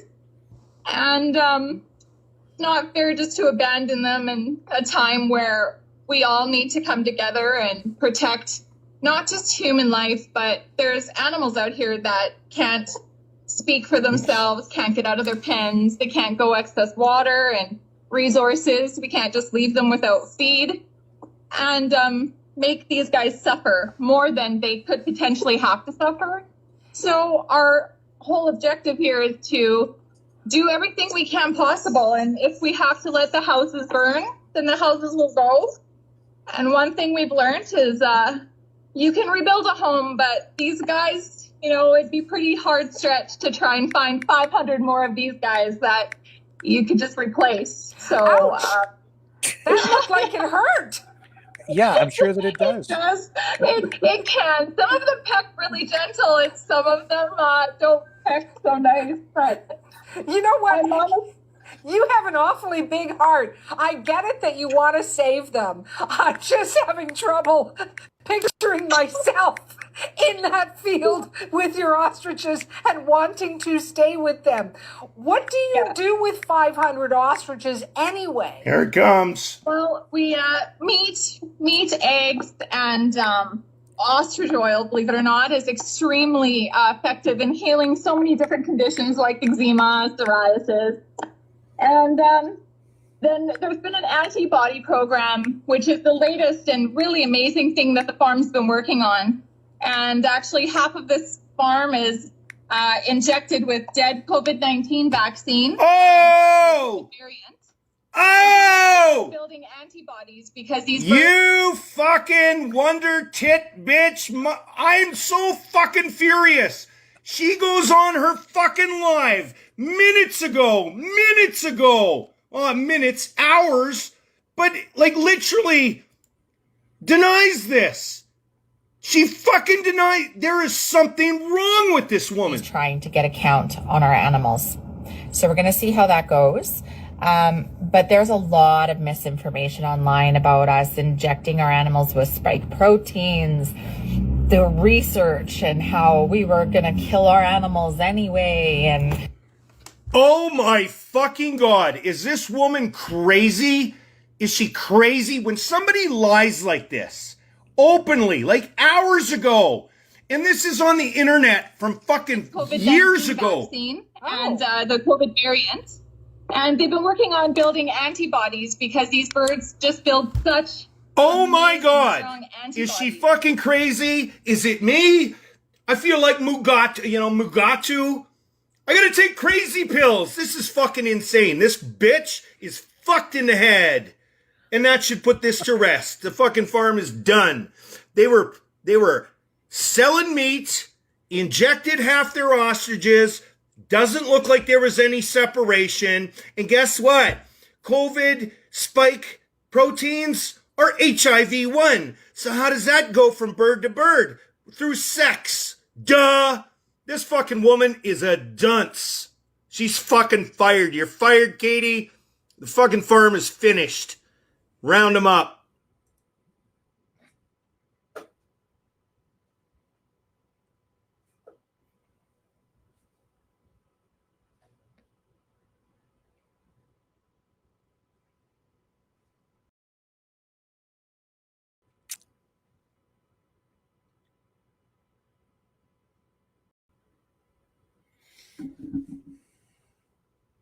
I ran that clip months ago.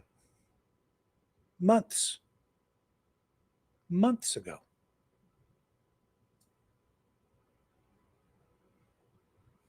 First interview I ever did was with Karen Esperson, and she was quite open. She talked about the COVID research. First interview I did on this program. Okay, you were involved in a COVID program.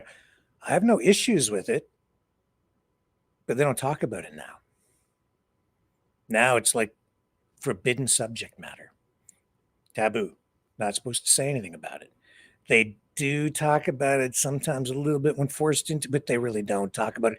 And I just watched another clip of Katie on the Jimmy Dore show. And she just keeps saying antibodies. And he says, what do you do? What do you do to make money with your ostriches? And then she, you know what her answer was? They basically sell the antibodies. But she doesn't say what kind of antibodies.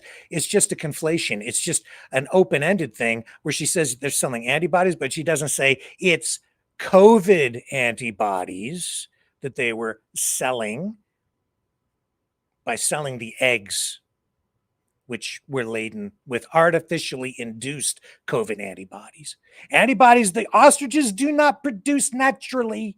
They produce them because they're injected with the antigen or the spike protein, which is what she describes it as there, the dead COVID virus, injected into the birds to produce artificially the antibodies that are present in the eggs that they then sold for very high prices to the university in Japan, and also for a while to a bioresearch lab in Montreal, where they were also getting the antigens from, or at least they were going to try to sell the eggs to the research facility in Montreal, which had a $13 million contract or grant from the federal government of Canada. The farm not paid directly from that, but not from directly from the money that the government produced. The money went to the lab. Then the lab was buying or engaging in some sort of a business transaction with the farm. You see, so the money was flowing, but the farm not a direct recipient of the government grants, nevertheless, part of that. Now, you can be in favor of that or against it. I don't care where you land on that. You need to know that that is what was going on out there. This assertion that they were just selling what kind of antibodies? They're making you think that it's for the bird flu or something. But the bird flu didn't even come into play with regard to the antibodies until the birds started to die from bird flu. And they have no studies, no valid studies at all to point to, because they didn't do any studies into bird flu. They're just making a claim that these birds are special because these ones survived. But as I pointed out, in the case of ostriches, which are not chickens, but they are poultry, ostriches don't die in the same percentages. They're not as likely to die from exposure to bird flu as chickens because they're much larger. They have a different kind of immune system. God knows what the hell is going on with these ostriches because they've been part of a research project into COVID and had been for years prior. We don't know what that had really done to their immune systems. We don't know if maybe that made them more vulnerable to acquiring bird flu. A lot of unknowns out there. And I also showed, going beyond anything these other streamers have shown you in the last couple of days, because they're still catching up, this farm, dating all the way back to its creation or its inception back in, I think it was what year was it? The 1990s or whatever? I don't quote me on the year. But when the farm was first started, they were involved in a study with the University of British Columbia and selective breeding. I showed you that. This also documented. It's in the court documents. There are other documents out there as well proving that this is the case, where the birds were part of a selective breeding program and conducted in conjunction with the University of British Columbia, where they're opposed to culling the ostriches. As part of that, as birds were hatched at the farm, if they didn't meet the standard, if they weren't big enough, or if they didn't have the characteristics that they were looking for, they culled them en masse because they didn't want the runts. They didn't want the little ones. They didn't want the ones that weren't tall enough or big enough or pretty enough or whatever the criteria was. So they would just throw them into a chopper-upper and kill the baby birds so that they wouldn't have to feed them and pay to keep them.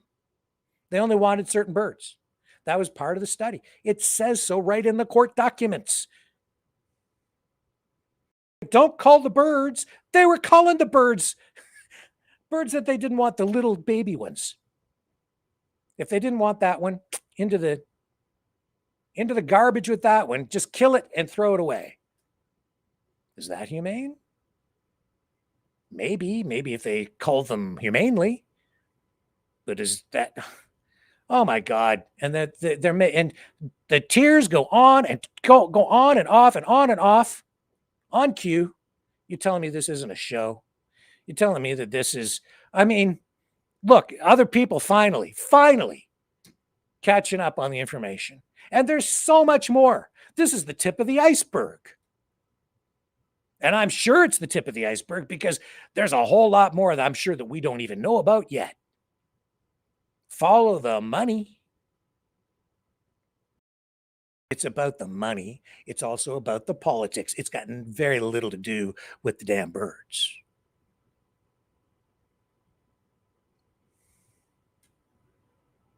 Thank you. Thank you.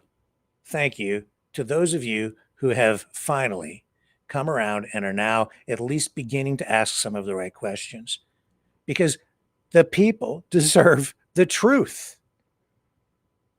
And I've been under so much pressure from people, certain people in particular, to just bend the knee and adopt the narrative and just start lying. And I've said, no, I'm not lying. And I'm not going to cover for people who engage in bad activity, who are not out there acting in good faith. Jim Kerr, liar, came on this program. Well, he came on this program and I called him out. He kind of jumped in and video bombed my interview with Katie at the end when she got all upset and the tears came on and she ran off. Initially started out okay, but then asked some actual real questions, as I told her I would.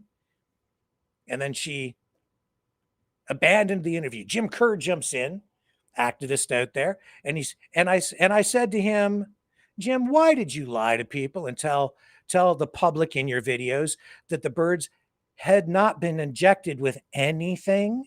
And he did repeatedly say that. And he said, oh, did I say that? You know damn well you did, because you said it multiple times. These birds haven't been injected with anything. And at that time as well, their social media team, they were out there producing videos, like cartoon style videos to educate the public with the truth, claiming the exact same thing. saying that these birds, they weren't for food, lie, and that they hadn't ever been injected. They weren't being injected with things. That's misinformation. No, they were injected with things a lot. And you deserve to know that. And this whole thing with the bloody antibodies, it's all natural. It's antibodies. It's antibody. How do just think about, like, take it to the next step.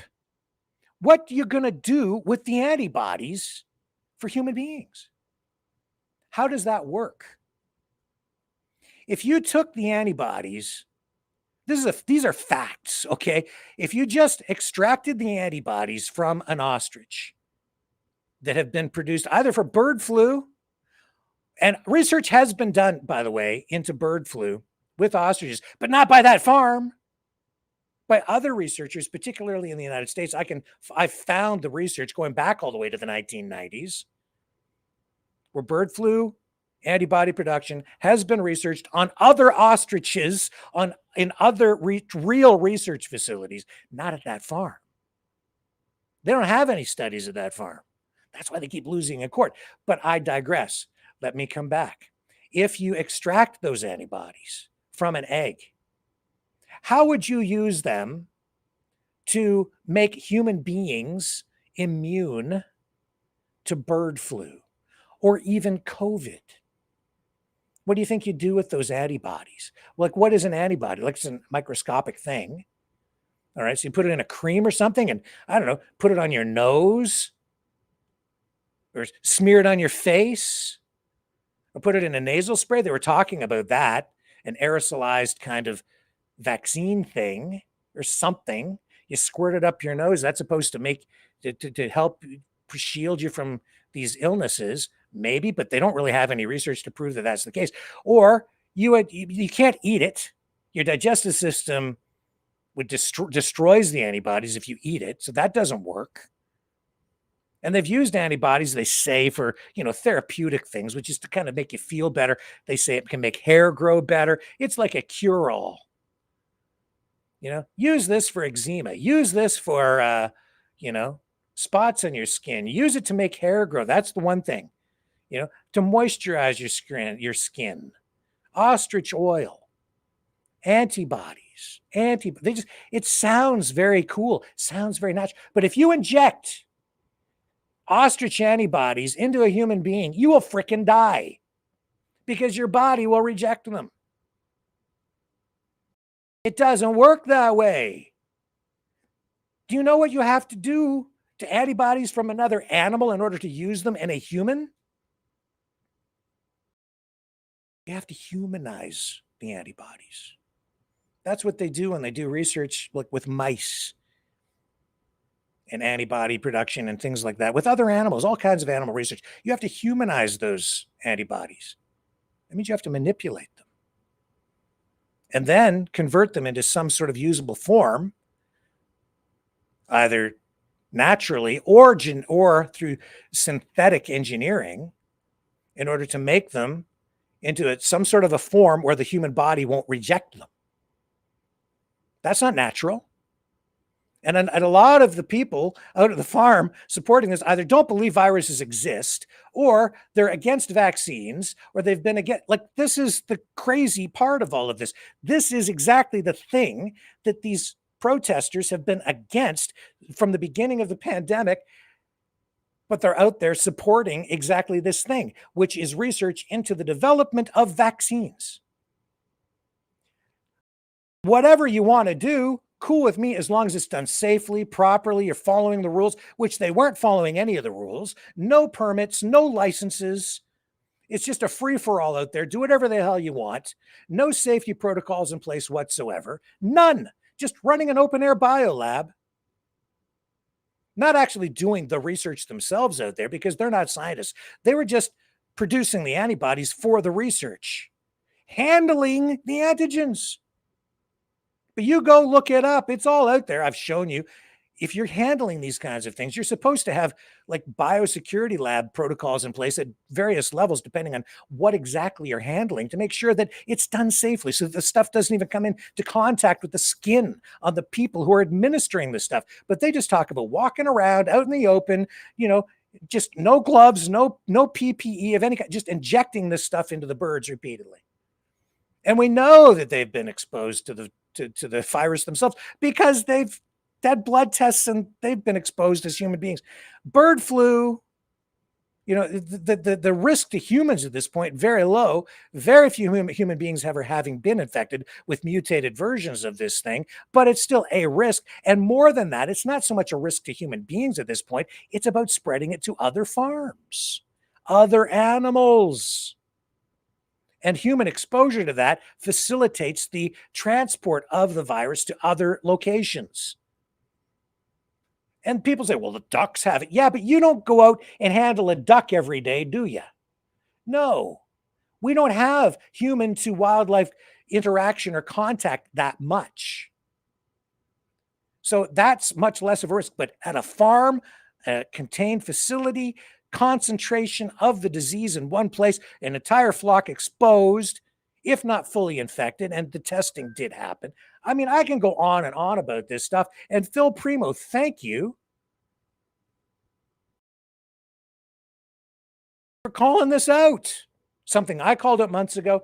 And Pat King, Freedom George, Joe Dolan, they're cluing in. They're dialing in on this stuff too.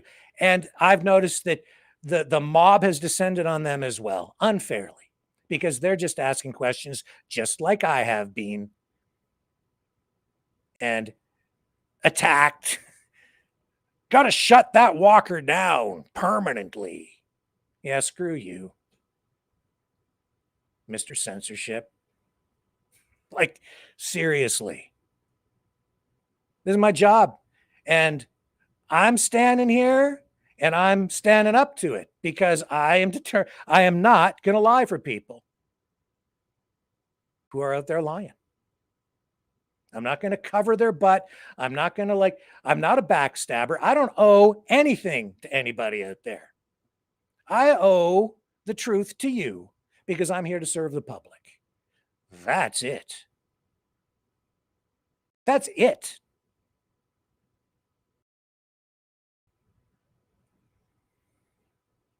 And in the long run, the truth pays off. Because eventually, lies catch up. Damn right. I learned a long time ago, you don't go down that road. You want the clicks, you want the social media following. Okay, maybe you just do what seems to be popular at the time. You just go with the flow, baby. Even if you know it's not right. Okay? No. Not me. Because I've seen people come in this business, media. People come, people go. People come, people go. I've been in this a long, long time. I'm so old. And I've had times when I've had lots of people who know who I am. And it's, been lots of FaceTime on television. I'm not chasing the glory. I don't need the spotlight. I've been there, man. Such as it is, regionally, there's some national exposure. I don't care. It is what it is, and it's fleeting. But the key to everything in this business is survival. Not like out at the farm. I mean, surviving in this business means it comes down to this: integrity, tell the truth, and you'll be okay in the long run. But I've seen lots of people, flashes in the pan, one-hit wonders, people who latch onto things because they're riding a wave of popularity, something that's, very, popular at the moment. And they'll, okay, you compromise yourself. It's going to come back and bite you. It's going to get you. Don't do it. But they did. And they're still doing it. Still doing it out there. That's okay. You keep on doing it. You keep on spinning your little web of lies. I'm going to sit right here. And I've been here alone. The people talking to me, the things people have said. Wow. Nasty. But that's okay. Been there before. Not going to lie. Big protest, I guess, coming up, I think tomorrow at RCMP headquarters because Jim Kerr got accidentally on purpose arrested. Oh, Rick, did you say that? Yes, I did. He live streamed going behind the fence set up by the CFIA and RCMP. Very, so clear. You're not supposed to go behind the fence. And then he starts pushing some bird seed toward the ostriches, which are on the other side of this police tape, blah, blah, blah. Yeah, you did it on purpose, man, because it was a political stunt.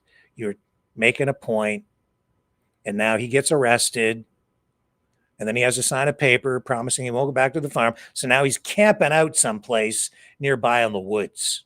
I'm like, I guess. So I like see this video that he puts up yesterday, and he's, oh, I'm going to set up camp over here, and the protest continues because it's clear to me my purpose in life is, oh, for crying out loud. You lied about the birds being ejected, got called out on that. You're still out there spinning it up, spinning the narrative. You're all part of it. And now you're stuck in the woods out there someplace.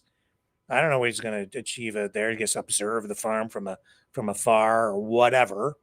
But now because he got arrested, there's another activist out of the farm who I guess is encouraging people to go and protest at RCMP headquarters because of the injustice for Jim Kerr getting accidentally on purpose arrested.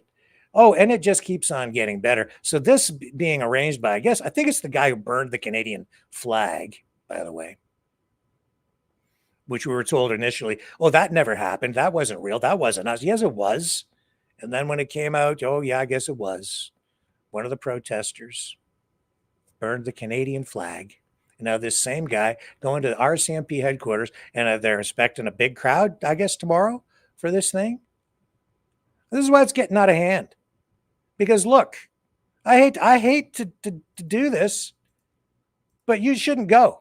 I'm telling people right now, bad idea to go. Why? Because look at what's being posted on social media in response to the social media calls for people to go out there. Bad idea. Look, all those cops right here, just read what it says. I believe this is a relative of the organizer. All those cops deserve a something to the head because they are all brain dead anyway. Or anyways, she says. Does that sound like it's going to be a peaceful protest? I mean, really? And I keep telling people, I've been saying this for years now, be careful what you post online. Going to come back and haunt you. They're monitoring, they're looking, and you're really dumb if you say things like that online.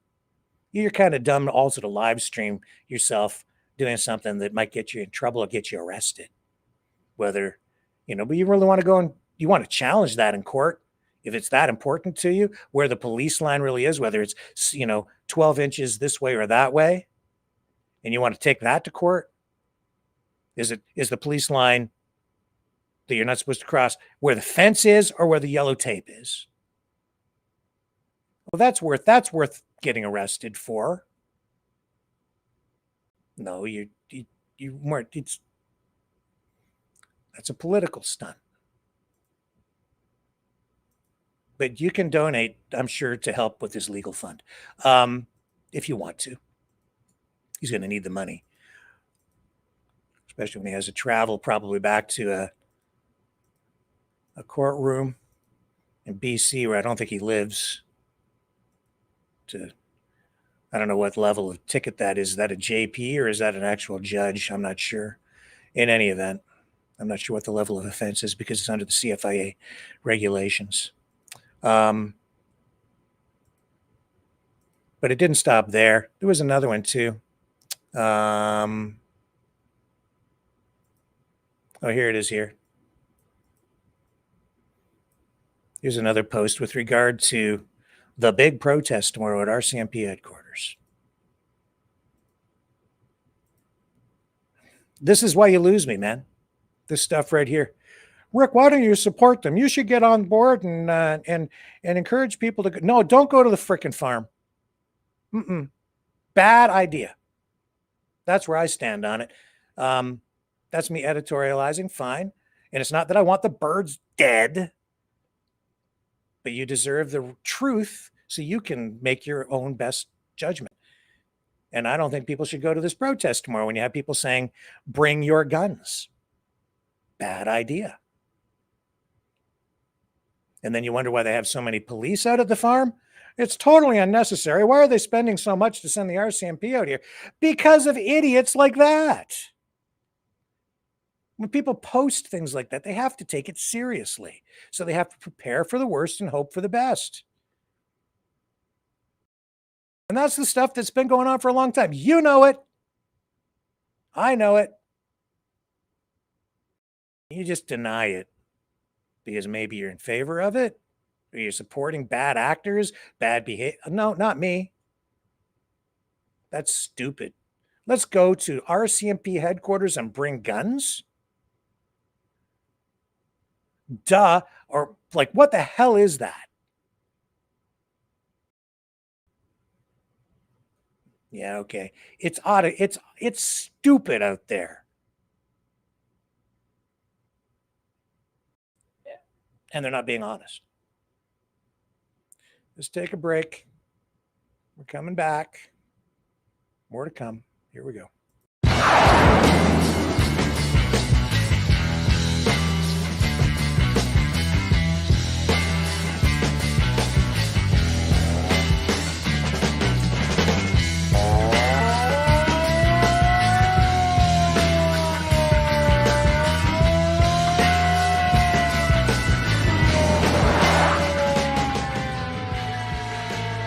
Maverick News.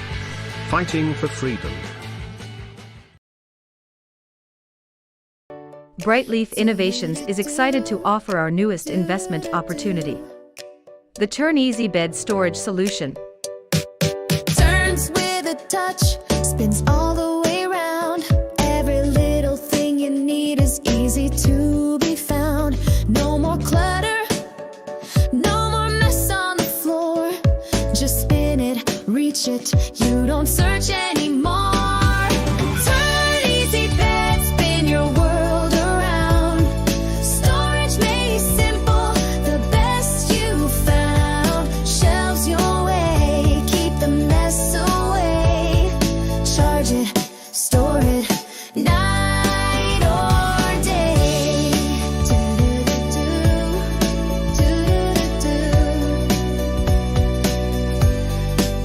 It custom shelves for your books or your tech.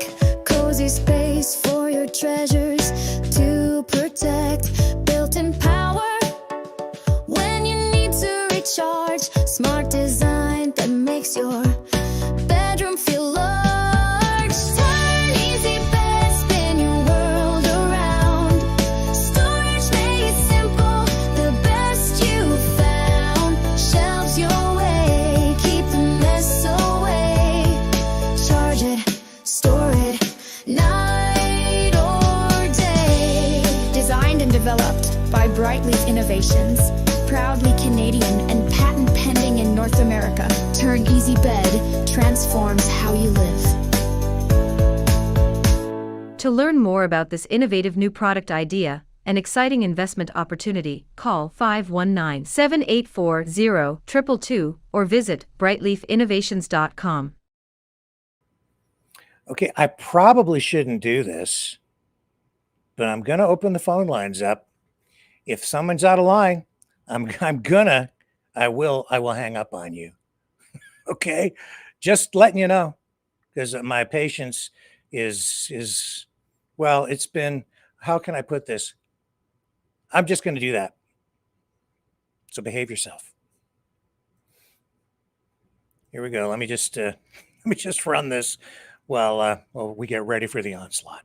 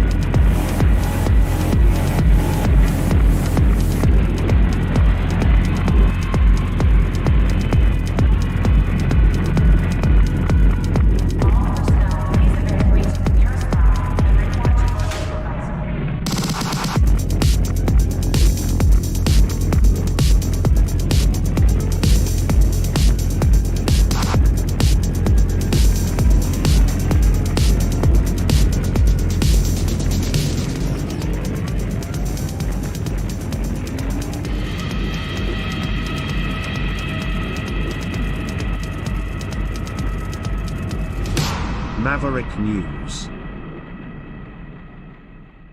The world is watching. Here's the number to call. Okay, Mavericks, it's call-in time.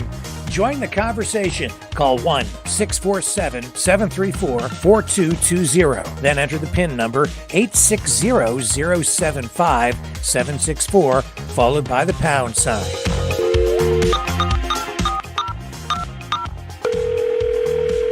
Exercise your right to free speech. Call 1-647-734-4220. Then enter the PIN number 860-075-764, followed by the pound sign.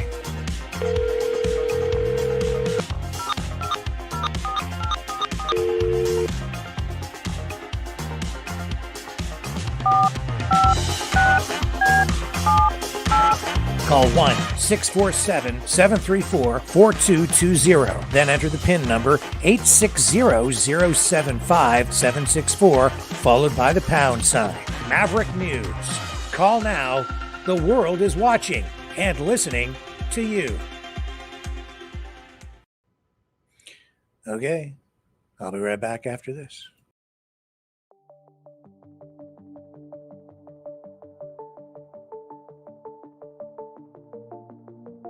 Greetings, brave Mavericks. Our quest for truth continues. We go beyond fake news. Together we expose propaganda. Together we pull others out of rabbit holes. We are maverick thinkers. We are all unique individuals. Defenders of individual rights and freedoms. Credible. Trusted. Grounded in reality. Maverick News. Maverick News. Defending free speech. Free speech. Donate at freedomreporters.com. Do it now. Tomorrow may be too late. Maverick News. The world is watching.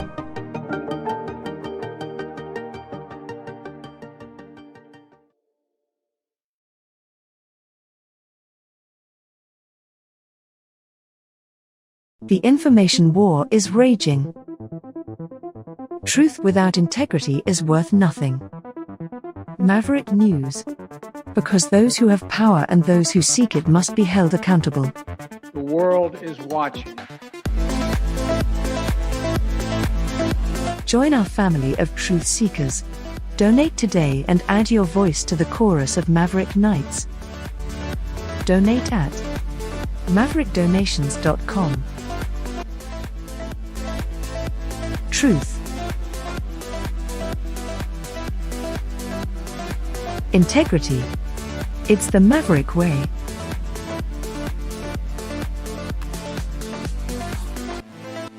Maverick News. The world is watching.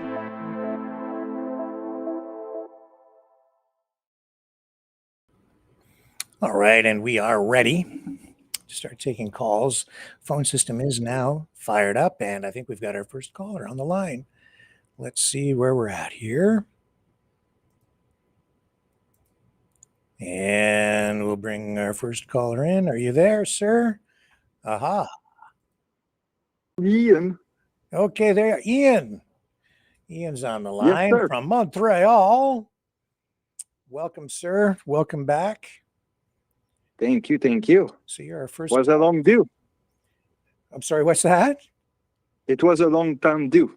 Yes. Well, we haven't been to the phones for a little while, but I'm glad you're here tonight. So where would you like to begin? What do you want to talk about, sir, on this Open Line Sunday? Well, how about we go science politic for a moment? Okay. Because I think that, well, what are we seeing right now with Donald Trump and what he's doing with social media and the way that people are being fed, if you will, by emotion to, say, ferment together, if you will, or band up together. this is a form of populism, isn't it? It is a form of populism, yes. And where am I going with that? Like the conversation we had a little bit earlier.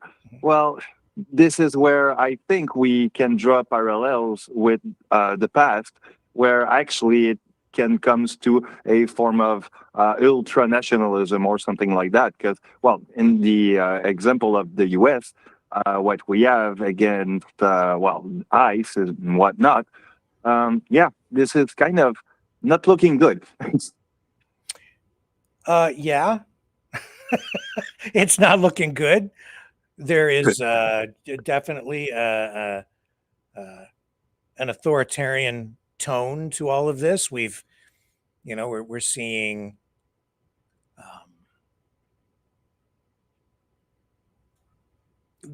people rounded up without due process for sure, as we see these deportations taking place.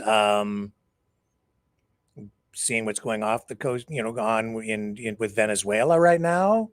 Foreign interference in the political process down there, rightly or wrongly, it's certainly happening. We're seeing the opposition leader in Venezuela even tonight calling for more international intervention. I don't know how appropriate that is. I suppose it depends on whether you believe the election was stolen by Maduro. Anyway, that's kind of more international, but back, domestically within the United States, certainly the Trump administration, proceeding with a form of politics that we've never really seen here before, because as you and I have discussed, and I've highlighted on the program, we're seeing a hybrid form of political ideology, a convergence, if you will, right, of communism and even fascism, I would say. It is akin actually to fascism and maybe even, I would say, authoritarianism to the complete sense of the term. Because technocracy at the point, and I will even dare to say cyberocracy, which is another term we'll use tonight. Technocracy is on its core as a science politic model. It's authoritarianistic because what happened is that you got your freedom and right, constitutional right wherever you are, till something happened, till the crisis happened, like COVID, for example, where you have to get in line, do whatever we say because the expert told you so, right? And the expert is not someone that you have voted for. So, yeah, this is how it is. And cyberocracy, basically, it's how the use of the narrative on social media or in media in general to frame things, to get you to your emotional state, basically. And you go basically into a sort of a state of mind where your cognitive bias is prevail on the forefront. I think partly what you're getting tier two at the Trump administration through this populism is a dysfunctional group of people within even the administration itself, because of the convergence. Well, there is this desire to sort of bring the left and the right together. When they meet, they, as much as I have always argued, they are really all over on the far left of the political spectrum and the authoritarian side. When they come together, there are certain distinct differences in the ideology that make them incompatible, which is why they tend to fight. So when you do bring them together, it becomes dysfunctional. And the only way in the end to create cohesion is through, by default, a degree of authoritarianism, because you can't really develop consensus within the group. So you need an authority figure or an authoritarian at the top of the group to just dictate what the group is going to do ultimately, which is where this unitary executive theory or power comes into play with the Trump administration, where that is what Trump has done. He's purged political enemies from within the administration and the bureaucracy. He has used executive power to acquire more executive power so that he can really dictate and rule with a Sharpie through executive order, not through legislation, not through, approval from other levels of government and cooperation to develop legislation. It's just executive orders. And he has signed, I can't remember how many now, but certainly hundreds and hundreds. And you saw at the beginning of his new administration, he sat there at that table and they made a big deal of it. And he just signed one executive order after another, after another, after another, all day long. And it's continued since then. So that he transforms the country as a singular power. If Trudeau had done that, if Carney was doing that right now in Canada, people would be up in arms. They're up in arms now. And yet the Prime Minister of Canada, through our parliamentary system, doesn't have anywhere near that kind of power. Certainly not authoritarian in nature, or there's no unitary power there. The Prime Minister basically gets one vote, but because of power within his own party and because he is the Prime Minister, he does get to use the whip, if you will, to get other members of his caucus and other sitting MPs on his side to vote, because he has other means to sort of keep his members of parliament in line. But he can't just sign an executive order. He's created that image for people here in Canada, and there's been a degree of that leading up to the current sitting of Parliament, and within the absence of a budget. But we're now going to get a budget in November, and he has to get that approved. And so there are checks and balances in place on the Canadian side and within the Canadian system that don't exist down there in the US. A lot of people seem to like that authoritarian approach right now because they feel it's the only way they can get what they want ultimately, because they don't see democracy as being an option for them anymore in order to achieve their political goals, because they don't feel they have the numbers. They feel, especially because of, let's face it, they're saying that it's because of immigration that they're outnumbered and that there'll never be another conservative government elected or whatever. That's why they want these people deported largely too, is because they want to skew the numbers. This is in effect a way of sort of counter-rigging the system, if you want to look at it through that lens, after accusing the Democrats of rigging the system the other way. It's part of the information warfare. Sorry, go ahead, Dragon. What? I think it's part of the information warfare. Oh, yeah. Because the idea of cyberocracy is information warfare. We're in a hybrid warfare right now. Whether we like it or not, it's probably already World War III, but not the kind of World War that we thought it would be back in the days. So, yeah. Oh. Yeah, keep on talking. I've got to send myself a couple of little links here. Somebody's sending me some breaking news. Oh, breaking news. Yeah. So my idea about what we're living in or what we're experiencing is a form of neo-populism because of the way that, or techno-populism actually, because of the way that the populism is being, how you would get your people around through social media, right? So the social media and the technology of today present the techno part of populism, and which is also a part of how nowadays everyone will complain about what's going on. They will complain online. They don't have just to send a letter to their administration or the government. Basically, they just have to go out loud online and say what they think. So that's part of the neo-populism or techno-populism. And it's also a branch of cyberocracy to a certain degree. What do you mean by cyberocracy?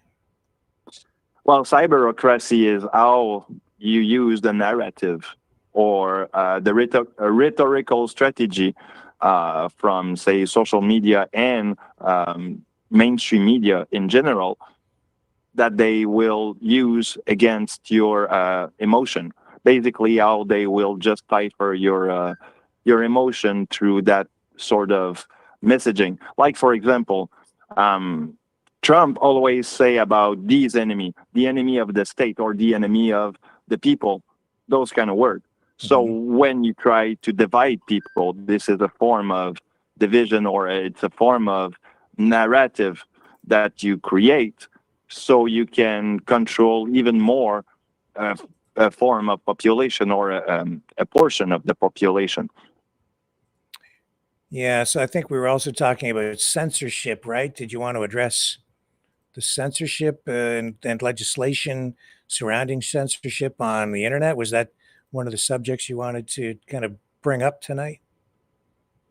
Oh, you're talking about or referring about Bill C-8, which there's, well, where I think there's some social media, and I would say mostly independent media today, that talks about that as an attack against freedom of speech. But actually, I'm probably going to contradict this, because what the government probably is doing is trying to make sure that the information warfare or the misinformation is controlled to a certain degree. But to what extent is that where our freedom of speech has been stifled? This is probably where it goes. But, well, we got to think about it twice, I think. What do you think, Rick? Well, I've had some people, and I'm doing this while I'm trying to send myself links. So my brain is doing three things at once here. I think that Canada is under attack through information warfare. I think we're attacked online from various countries, China, other countries too, but mainly in a way from the United States, because of Trump and his 51st state rhetoric, which is clearly very real at this point. People were dismissing it before, but no, it's real.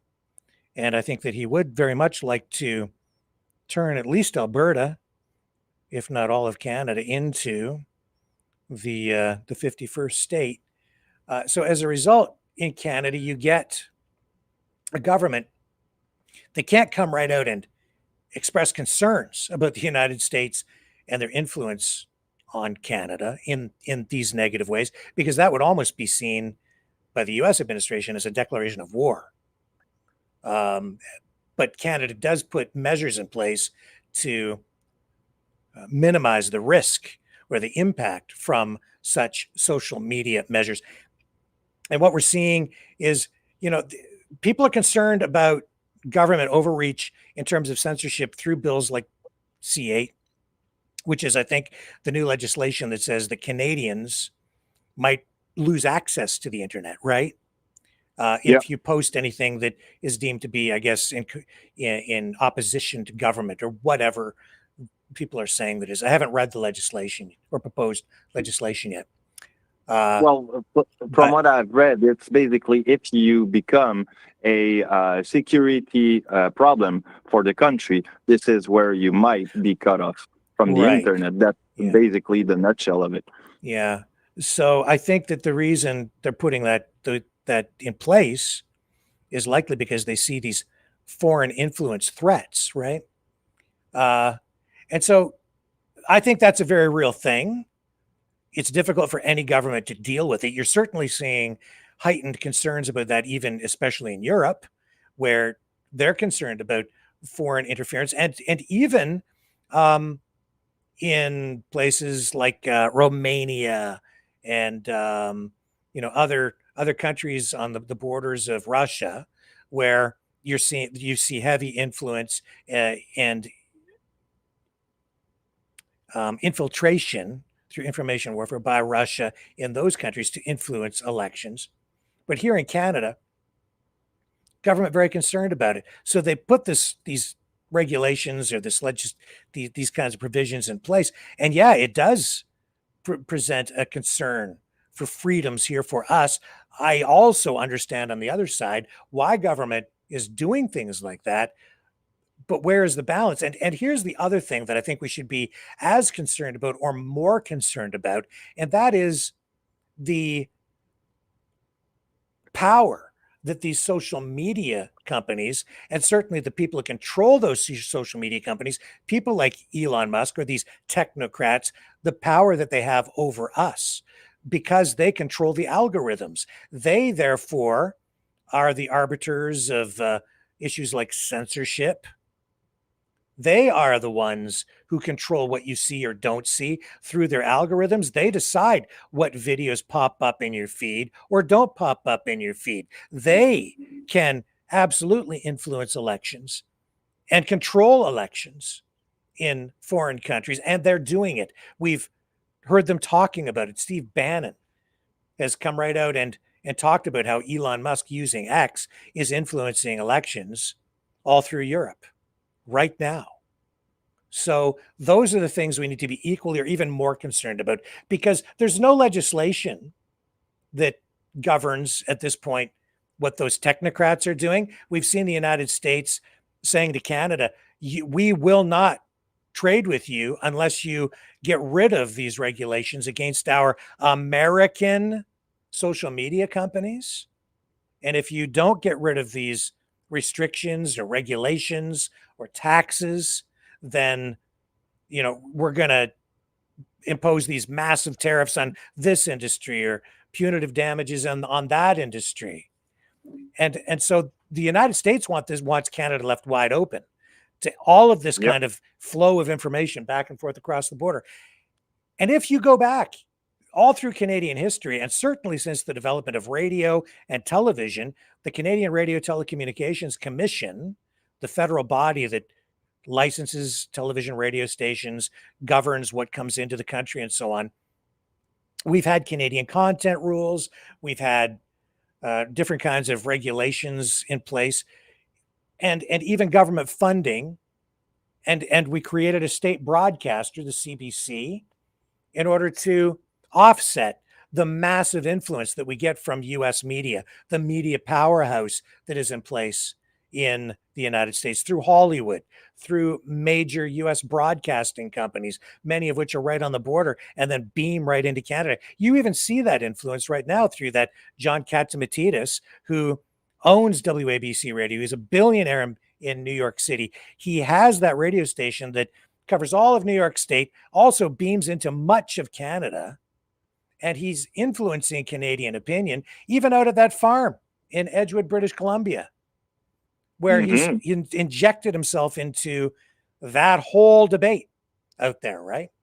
And which is a form of foreign interference. It absolutely is. And so, but then when the Canadian government takes steps on this side to minimize the impact or to make sure that we have Canadian-oriented media up here, they, they get criticized now. And it's interesting to me too, Ian, that a lot of the influencers who lead the charge, who are leading the charge right now against Bill C-8, and I'm not in favor of censorship, don't get me wrong, but the people who are leading the charge are influencers, Canadian influencers, many of whom have actually moved to the United States, who have clearly advocated for Canada becoming the 51st state in one way or another, on one level or another, including influencers like Viva Fry, who would be some of the others that come to mind. I think Mr. Sunshine Baby. Yeah, Mr. Sunshine Baby is one of them. All these guys, right? Oh, Bill C-8, it's the most evil thing ever, but they never criticize, from what I'm seeing anyway, very, very rare for them to criticize what Trump does or what the U.S. administration does, even on their own side, as they assert authoritarian measures, come up with policies that are equally, censorship oriented, or maybe even more so, where they talk about shutting down political dissidents. Like, you can't tell me that Trump hasn't engaged in high levels of censorship, as they're literally like banning books from libraries So Yeah, well, very hypocritical and disingenuous. you remember what I was saying since last November to a certain degree.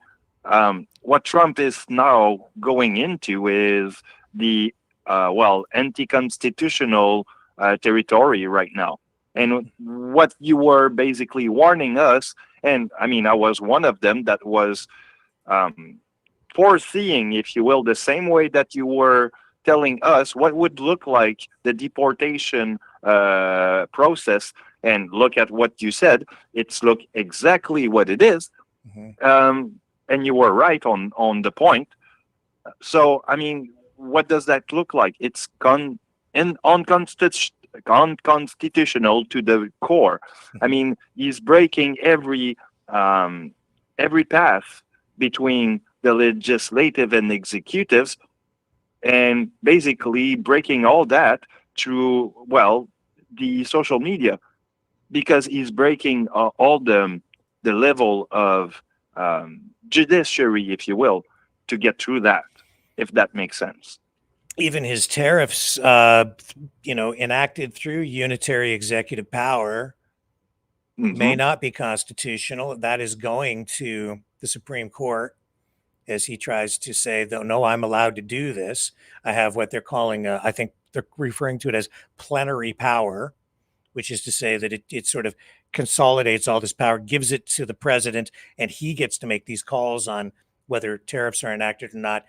But some of this sovereignty over this area or authority, jurisdiction, actually, I think, does reside at the state level because it affects state economies. And we'll see what happens. That is one of the reasons, I think, too, you're seeing on the Canadian side with the negotiating team. They've been, somewhat reserved in what they're doing because I think a lot of these countries are sitting back waiting to see what the decision on the constitutionality of the tariffs will ultimately be. I'm not sure that Trump is going to get what he wants, but it also depends at this point on whether the Supreme Court judges, who are just human, will bend the knee or stand up and rule against Trump. We'll see how much will they actually have and how brave they are, because there are tools now in place because Trump has enriched himself with such power that he may actually be able to go up against some of these Supreme Court justices if they rule against him, right? So there's a degree of fear there, which is the hallmark of authoritarianism. Yeah, it is. And actually, I think even fascism to a certain degree. Yeah, well, that's that comes just with the territory. It comes by default. Whether, in my view, if you have a communist government, a fascist government, because they're not really they're not democratic by nature, and therefore it just comes automatically with a degree of authoritarianism. If not outright authoritarianism, they devolve into that very quickly. And especially in this new hybrid political ideology that we're seeing through this neo-populism, which is a convergence of these political ideologies, you're seeing this autocratic, technocratic, or not autocratic, technocratic hybrid neo. I call it communo-fascist populism. Just for short, it's a neo-populism, a new form of populism converging these ideologies. But as I said, to make it cohesive, to keep it glued together, because it's dysfunctional at where they meet and clash, these different related but different ideologies, to keep the cohesion there, you need an authoritarian at the top of it. Yeah. Then you need also to centralize the power. Well, that's what he's doing. Yeah, absolutely. You're right, because that's purging political opposition from the bureaucracy so that you only have people in place within the bureaucratic structure who will carry out your orders, and no one's going to stand in your way When you sign an executive order and you say, this is the policy, this is the law now, this is the way that we're going to administer this tax rule or this program, and this is the way it's going to be paid out, and no one will stand in opposition to it if they're your political ally within the bureaucracy itself, which is just the people in the offices, the government offices, who most of whom are out of work right now because it's shut down. But that's how you make sure that your executive orders are carried out. Anybody within the bureaucracy, you might say, wait a minute, this isn't right. We shouldn't do that this way. And then they challenge it legally on some level or try to do an end run around you using bureaucratic red tape, which is what we saw in the first administration. That's what sort of hogtied him, but he learned his lessons. And now he's surrounded by people who have, through Project, 2025, they've come up with a plan, and they've been executing it in very efficiently, so that they're rolling this thing out at a rapid pace. And it's continued from the day it started, even before he took office, and it's just continued since then at a breakneck pace.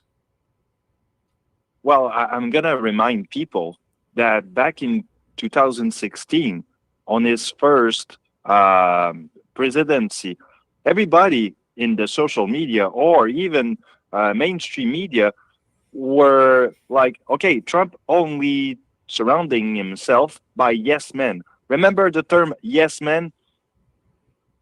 Oh, yeah, I know. People always say yes, and people don't remember that, but this is what it was back in 2016. So now we have the same thing again, but people don't clue in. People are just pricing for it. So, I mean, this is the same thing that you were saying earlier, and that's cognitive biases or cognitive, another type of thing. Basically what you're getting at is that, like what you get with the ostriches, people will fight for basically some okey pokey, I will say, because I don't want you to get banned or something on YouTube. But yeah, you get the okey pokey, and basically they're against everything at the on the Ottawa convoy. But at the end of the day, they will just praise for the okey pokey that you get from the ostrich research. So make up your mind, guys. Where are we at? So this is the breaking news that I mentioned. This is, I'm just going to bring this up on the screen. You won't be able to see it, Ian, but okay. So let me just get this screen down here. Hang on a second. I'm going to run some video of a fire on a mountain, some sort of wildfire. Hang on just a moment. So many things to click on here. Okay, let's get that down off the screen and bring this up. People can't hear you at the moment, I don't think, Ian. So just so you're aware while I run this video.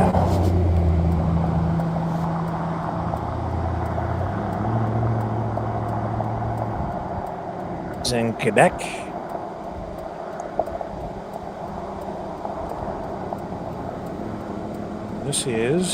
Where is this located?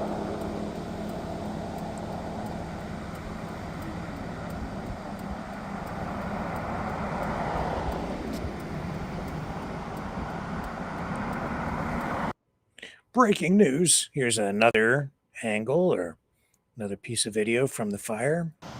I'm just trying to get you an exact location. It's in Quebec. 45 minutes from the reserve in Maniwaki.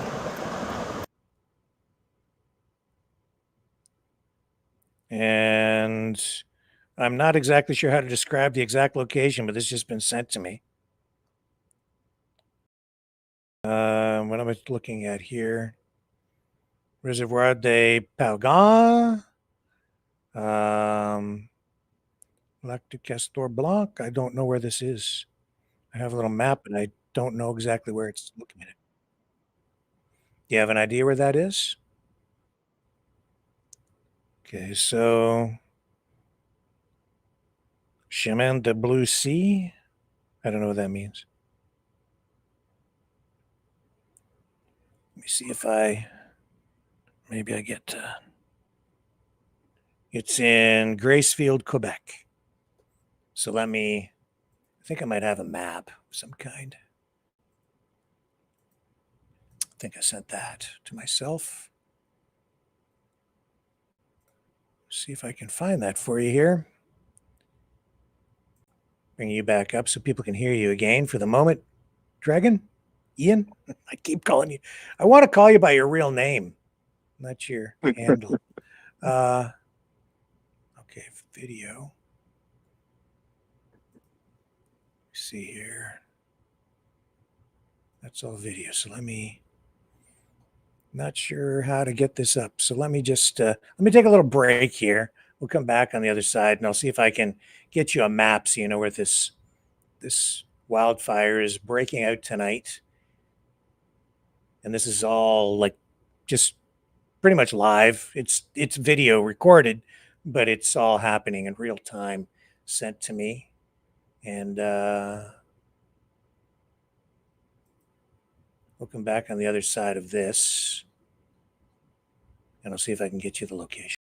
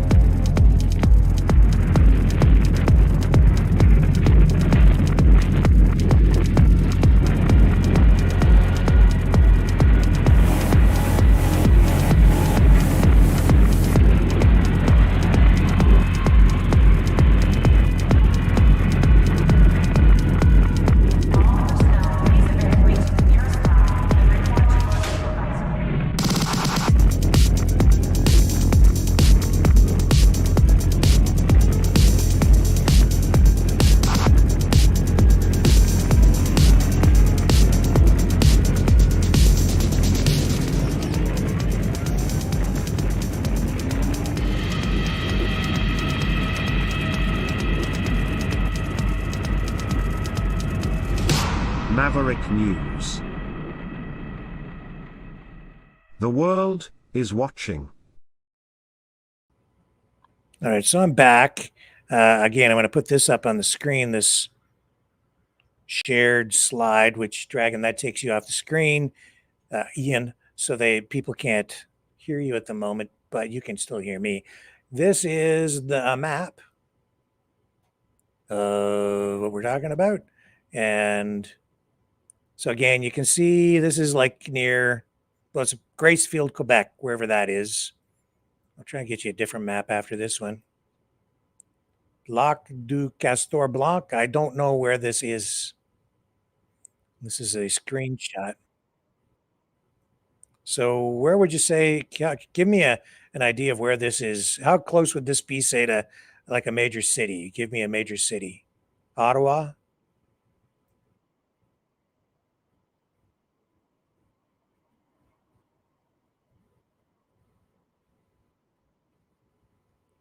Okay.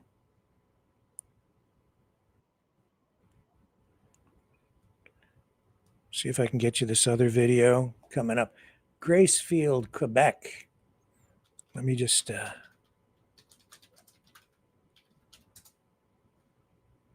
get a map of where that is. Okay, here's Gracefield. So I'm going to bring the map up. Oh, there's one there. Maybe I'll bring this map up. Reservoir Pagon. Okay, so take this down. Bring this up. I'm going to bring you back up on the screen. And what I'll do is I'll bring it in over here so that it's in the same system as the phone system. And maybe people can see that on the screen now. So let's, so there it is there. I'm going to zoom out. So there's Gracefield there. So near there. And as I zoom out, we can see from the map, where is Gracefield in relation to a major city? There it is, Ottawa. So there's Maniwaki there, and there's Ottawa there. So that's where this is happening. This is up on a... Oh, you're closer from Ottawa, I can see. Yeah. So you say it's about an hour. So I guess about an hour north, I guess? Yeah, maybe 2. Of Ottawa. Okay. Because if you look from Montreal is, well, yeah. It's on the other side of the map, so yeah. Another piece of video of the fires. Let me just bring that up. I have to download it and then load it up into the system so that everybody can see it. Going to take me a moment. There it is there. I have to grab it. Doing all this production on the fly.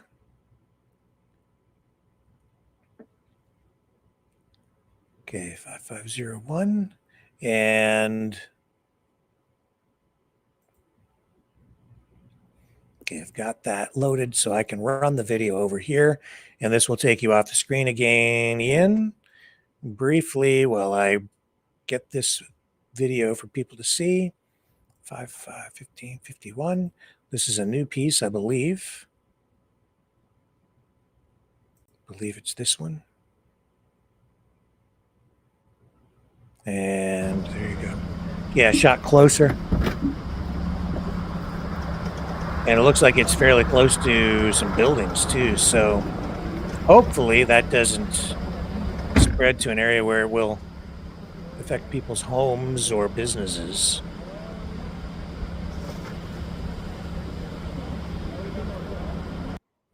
Yeah. The fire line. Yeah, so very close to some buildings. So that's very concerning. And that breaking news right here tonight out of Quebec. So, and it's 1 hour from Ottawa. Well, I just hope that the people from Quebec will be safe tonight. Yeah, I hope so as well. I hope so too. And that being said, this kind of rounds us off to the top of the hour. So with that, why don't you give us one of your best French Donald Trump impressions as we get ready to sign off this evening? Well, again, it was an tremendous, incredible week. I mean, I did something nobody has done. I'm just putting the peace everywhere. I mean, peace is everywhere now because Trump is in the motion. And you know what? It's Trump. Go Trump. Just say it. I'm the best of the world. And on that, I'll just let you with Rick because Rick, as always, the best word of the end. All right, and I appreciate that. You cracked me up with your Donald Trump French accent. It's actually it's hilarious. Thank you, Ian, for joining us on the program tonight, and thank you all for tuning in to tonight's Maverick News broadcast. We'll be back tomorrow night, 7 p.m. Eastern. On the flip side. The flip side. Let's dance.